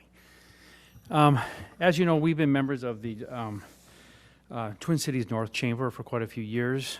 I think it's very beneficial for the interaction we have with our businesses. And you see that the price has gone up a little bit for next year of $10, but I think the dollars are well worth the exposure that we get as a school district. All right, do I have a motion? So moved. Second. Motion by Laura, second by John. Any discussion? I'll have to abstain because I'm on the board of the Twin Cities North Chamber. All right, thank you. Any questions? Hearing none, all those in favor say aye. Aye. Opposed? That motion is carried. Thank you very much. Looks like Bill, you're up again for the 2014-2015 budget, which we went over at the work study, so. Yeah, as you know, we went through this in pretty much detail last week at our work session. I'll just quickly go through the highlights again for our public, and then of course I'll ask you to adopt it for this next year. When we talk about our budget and what kind of indicators we look at on a yearly basis, remember that our enrollment is really what drives our budget. By far the most dollars we generate are from because of the kids we have in our buildings. And of course, the state legislature, we'll talk about what they changed actually this spring, which was something that doesn't usually happen in an off year. And then we'll talk about the revenue and expenditure changes. First of all, we look at what's happening with our enrollment. We've talked about this many times. We saw really the low point of enrollment back in 2008, 2009, and we're seeing about a 1 to 1.5% increase since that time. And as we see what's happening in our elementary schools and how they're growing and growing, we really expect a lot of these students to come up now through the higher grades. So you can see that going forward, our enrollment looks very good, very sturdy and healthy. And kind of that magic number, we always like to have at least 3,000 students to really get the economies of scale to cover all of our costs. So this is great news going forward. Usually in an off year, the legislature really doesn't give school districts, or actually anybody at that point, any type of new revenue. Usually it's just the bonding bill they work on, and that's really all they get done in the off year. But you see that for teacher evaluation, that's a new mandate for us coming up next year. We actually are going to receive another almost $74,000. Our LEP kids, we're going to have, instead of only a 5-year limit, we're going to have 6. So we have about a $66,000 increase for our LEP program. We got another 0.5% in our formula increase. So for next year, we actually we're having 2% increase, which is a lot closer to the inflation that we're seeing. Not quite there, but we're getting pretty close. School lunch. As you know, our reduced students will have free lunch next year. So anybody that qualifies for reduced will also get free. And that helps us because we don't always get that money collected, and that's got to be subsidized by the general fund. Our school readiness program was really our pre-K program. That's got an increase of almost $14,000 we didn't anticipate, which is great news. And of course, ECFE too also has another $27,000. So these are all things that really did impact our budget and really helped us get everything balanced as we went through this spring. Okay, let's talk about our revenues, changes in revenues from last year. First of all, we did get the ACCFE grant. That's actually a grant out of Anoka County. This is something that we've had for quite a few years, and last year we did not. But now for next year we do have it back, $53,000. The LEP, we just talked about again, $66,000 as an increase. Overall, the teacher evaluation, we're going to get $130,000. I guess a bad thing maybe to point out on this is actually going to cost us about $250,000. But as they put mandates in, at least we're getting something. Of course, then the new formula aid is $468,000 for next year. The kindergarten, which we've had a all-day, everyday kindergarten for quite a few years, actually over 10 years, and we've subsidized that program. Now we are fully funded for our kindergarten program. Compensatory again, this is money that's generated by our free and reduced population and increase. Pension adjustment. Years ago, trying to get TRA fully funded through the state of Minnesota, there was a change in the formula, and the state of Minnesota said, well, all the school districts can kick in. So we've actually had 147,000 that we've paid into TRA extra over the last few years. That's going away. So that's an increase to us. So that's great news. With new cross-subsidy aid for special ed, that was voted on a year ago. That's actually, we have it to use now for next year. And then a couple other small things. But you can see for next year, almost 2.4 million, which was great news. We'll talk a minute about roll-up costs, and that's why we usually see some type of cutting process on a yearly basis, and we really didn't have to go down that road very far this year at all. Okay, so let's talk about roll-up costs. When you look at our staffing, just our roll-up costs from year to year, between the increases and the stepping costs and salaries is almost 1.3 million, and then our benefit roll-up costs, 950. Part of this is, we don't control all of it. For TRA, we've got to pay another 0.25% coming up this next year for all our teachers, and another 0.25% for all our non-licensed also. So it's 0.25% across the board for every single salary dollar we pay. We're paying another 0.25%. So adds up. That's a big piece of that 950. Of course, we talked about that. The teacher evaluation is going to cost us about $250,000.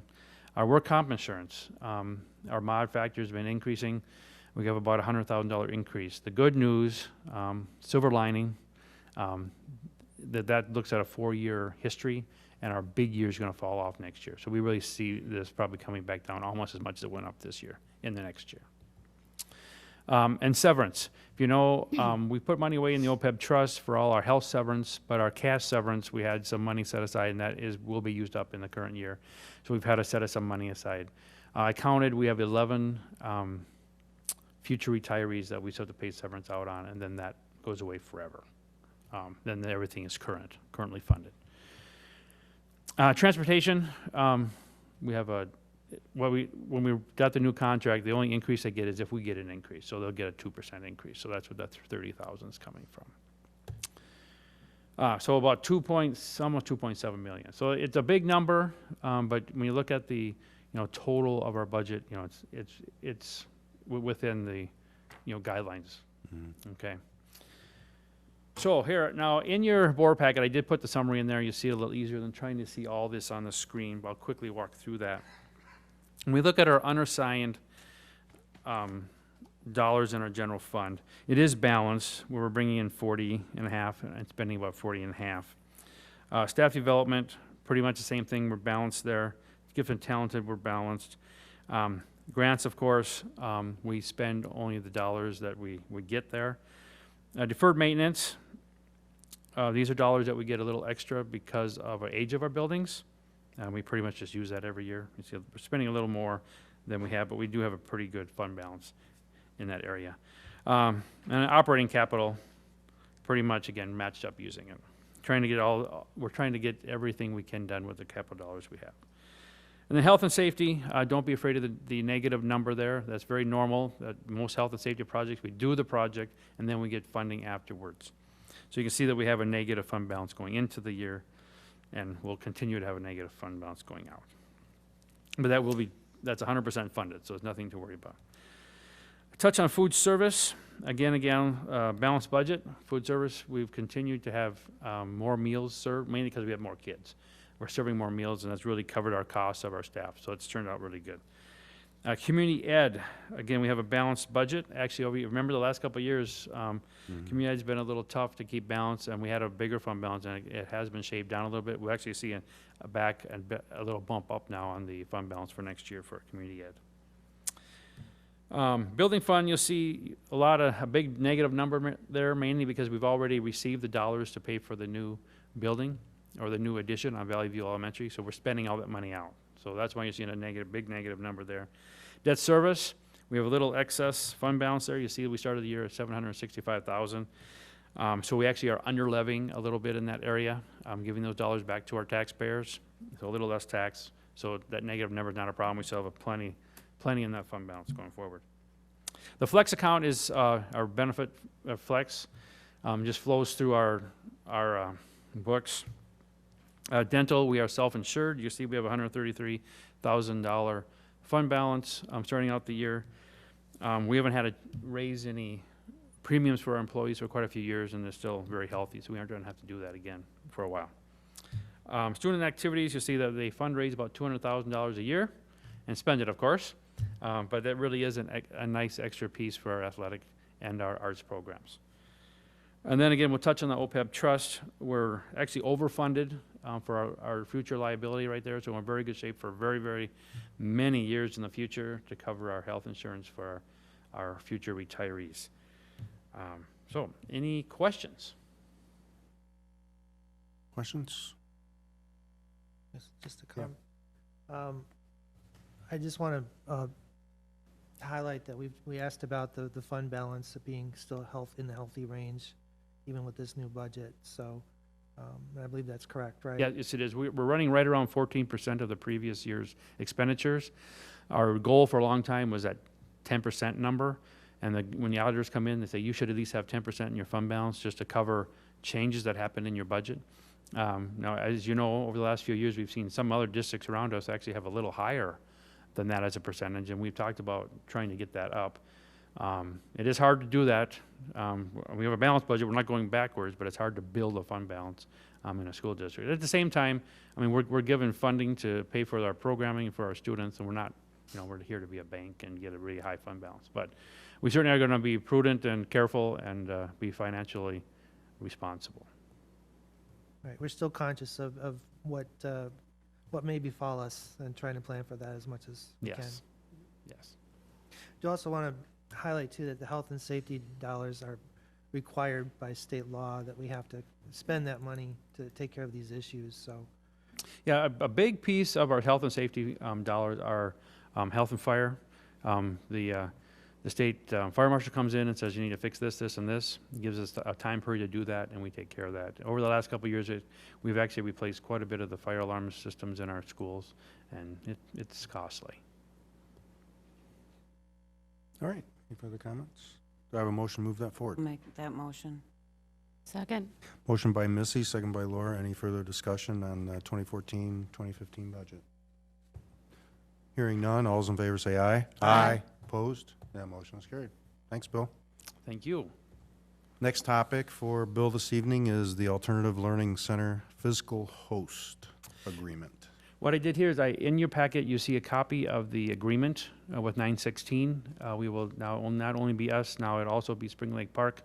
And you'll see on the first section, number 9, you'll see that we will get a fee for being that physical host of $8,500. And that is the only change from the previous agreement.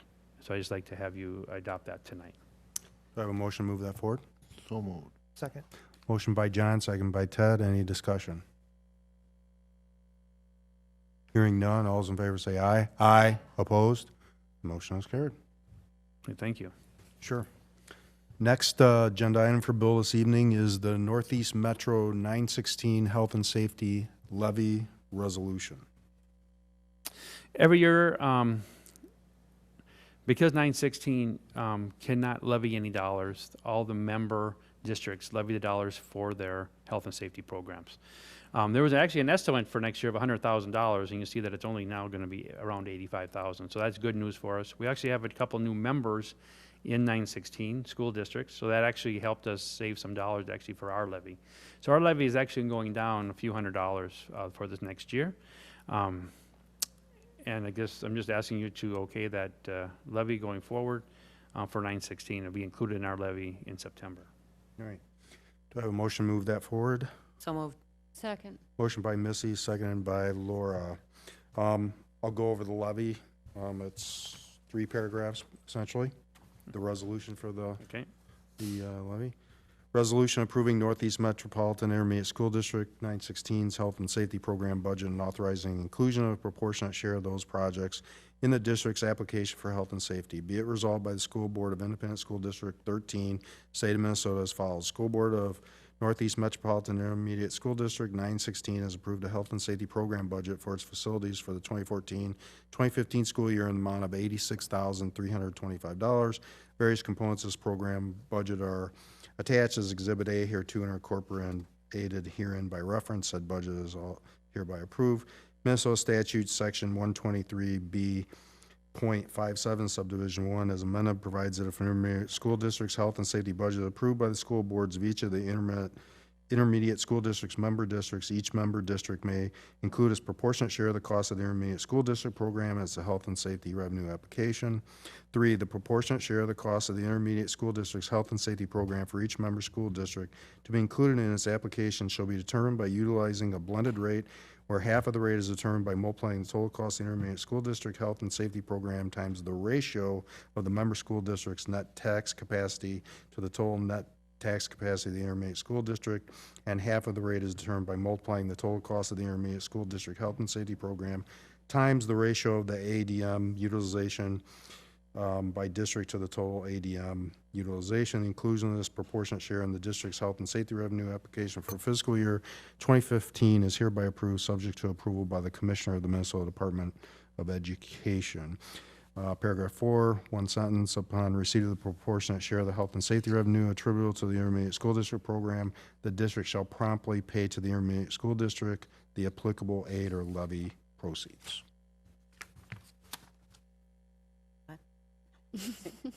We went through this in detail, since as Bill said, since 916 can't levy on its own, then the individual school districts levy. Yeah. I was just going to say, this is basically our fair share of the levy. Yep. That's correct. All right. Exactly.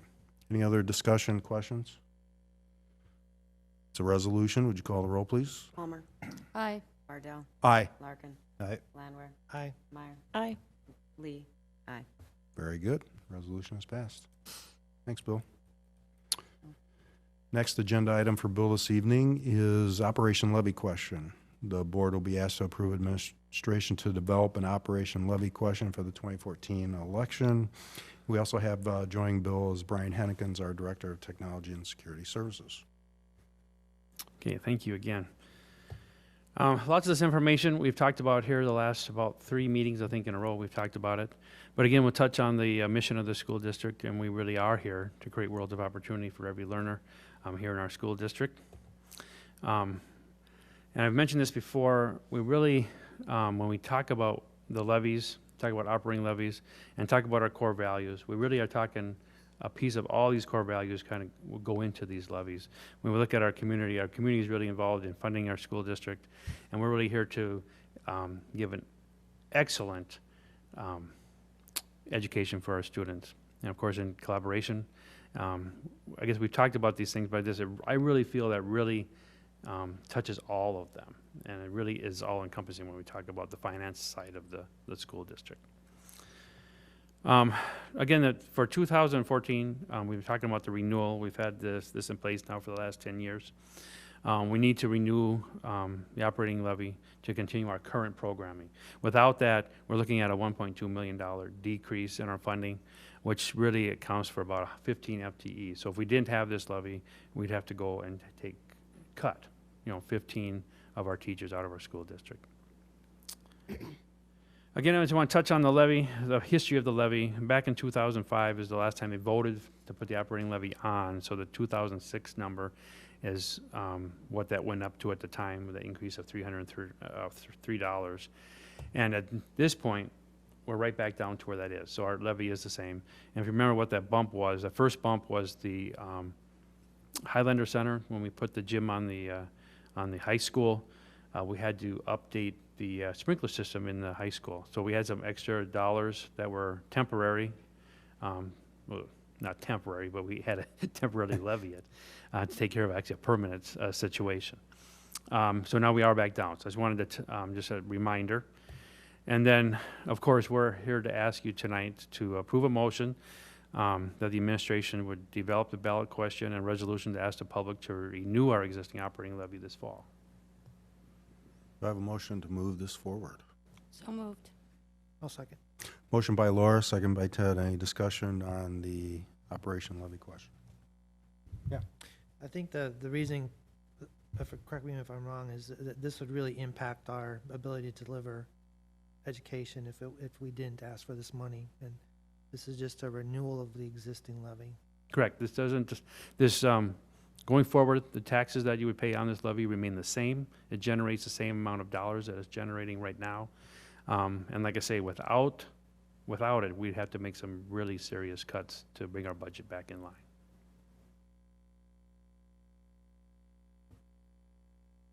Questions? Any further discussion?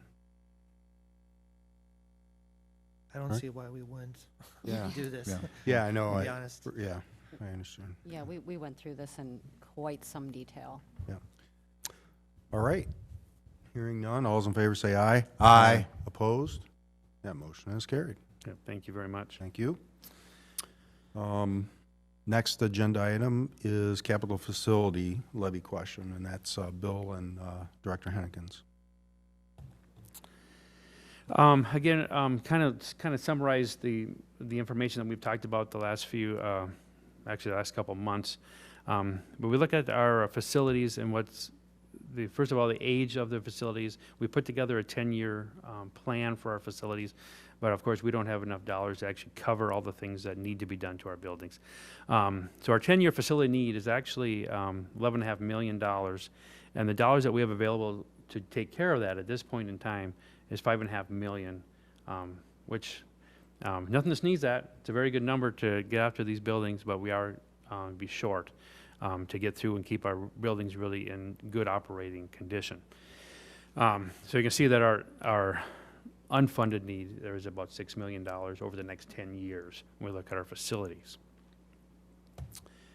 And on the technology side, we've talked a lot about, again, this is really review what we have currently and the programming we're kind of supporting, and then our new initiatives, including the personalized learning initiative, and how we get that initiative moved forward. That initiative does include one-to-one student devices. Obviously, it includes the supporting infrastructure and the bandwidth needed. I just read an article this evening. It talked about the U.S. doubled their bandwidth in the last fiscal year, or 2013. I guess it wouldn't be their fiscal year, but in 2013, over doubled the bandwidth use in the United States. So we're looking at that kind of need, and obviously, when you double something, there's a cost associated with it. And when we talk about one-to-one devices, we will be going down that path, and I guess we've already started that with our 6th grade at this point. It's just a matter of bringing it to scale and having that equal access for all students. And of course, we have that building security need. We know all things, the landscape of schools changed when Columbine happened. We know that a lot has happened since then. We know that it's important that we maintain and we make changes as needed. And of course, systems don't last forever, so we need to replace those systems. And we want to have dollar amounts in place where we can make sure that our systems don't become obsolete and they're doing what they need to do to protect our kids and make safe schools. Because I want to touch on the cost of putting together a capital projects levy. We're looking at $1 million on a yearly basis that generates us the dollars we need for our facilities and the technology. You can see our average right now in our school district is the houses, the average is at $100,000. Of course, we know there's houses on both ends of that, but you can see the cost for our average house would be at $53, almost $54 a year. But about $4.50 on a monthly basis is what the cost would be to put this capital projects levy in place.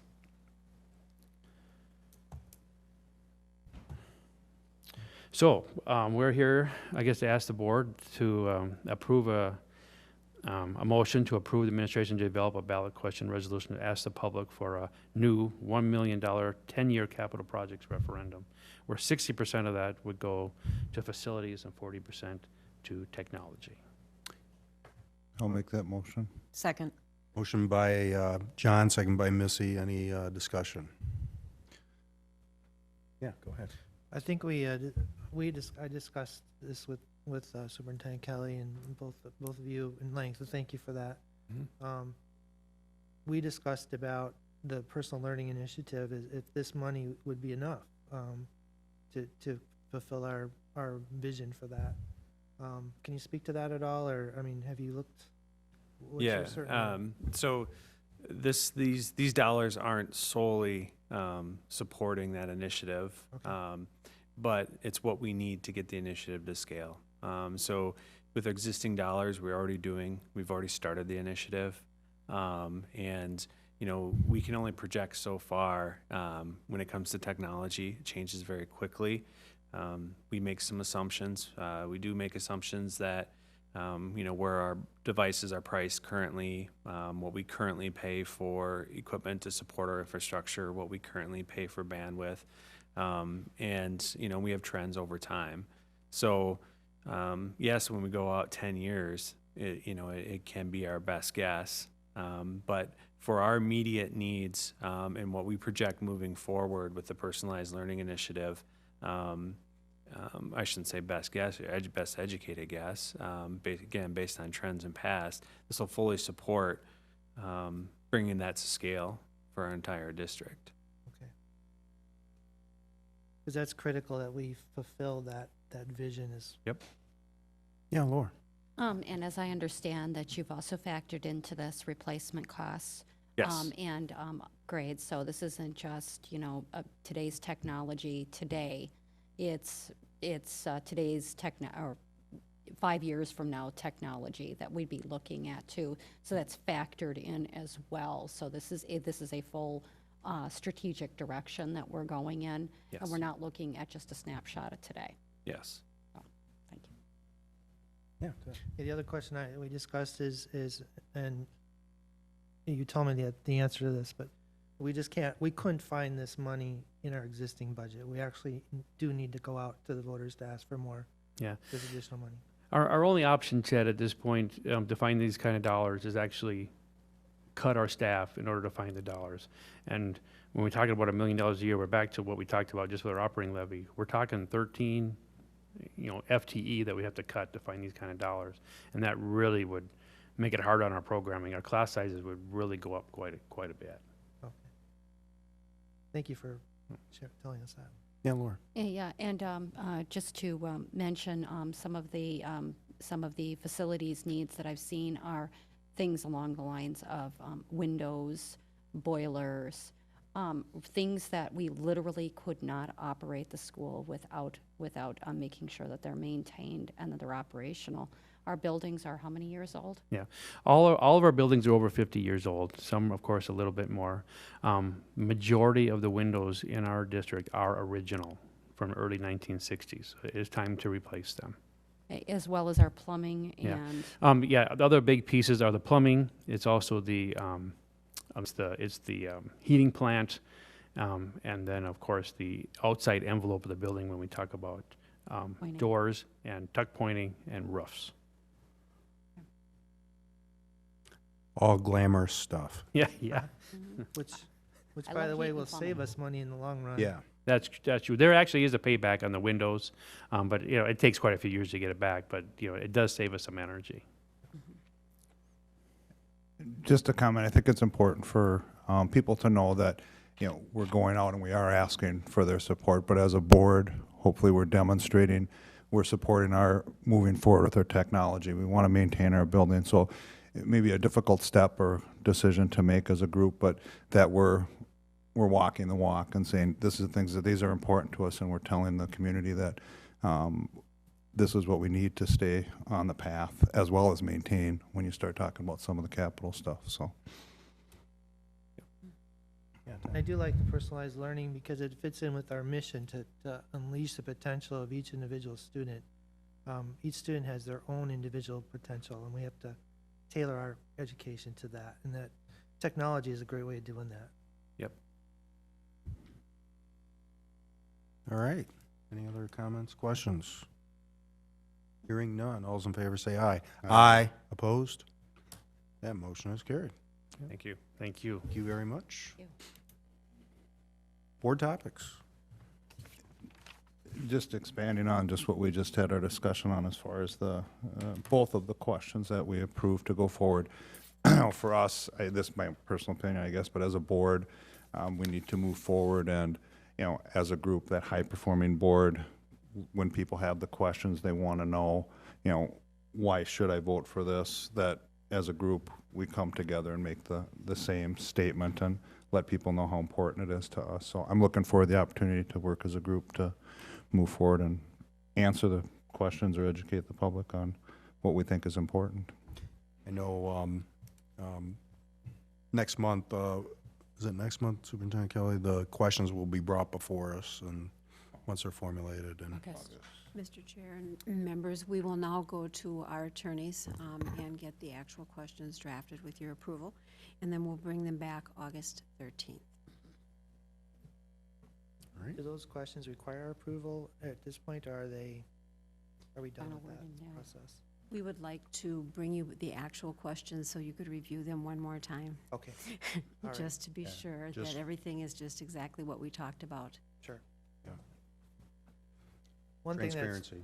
right, no, I agree with that. Yeah. One thing that struck me in our discussion tonight is with the emphasis on college and career ready, maybe at some point we need to look at our mission statement, that we don't have that language in our mission statement.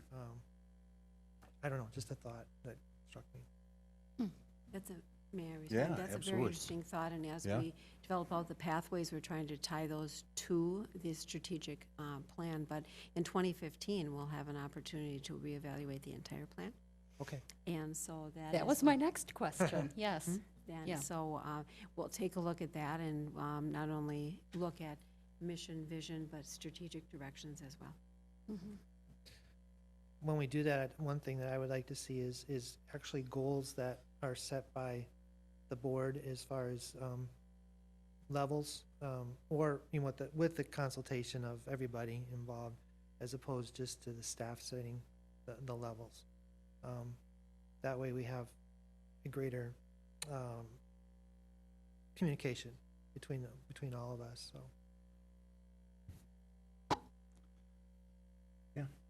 No, I just wanted to actually comment on something that John was saying earlier about as far as these levy questions are concerned.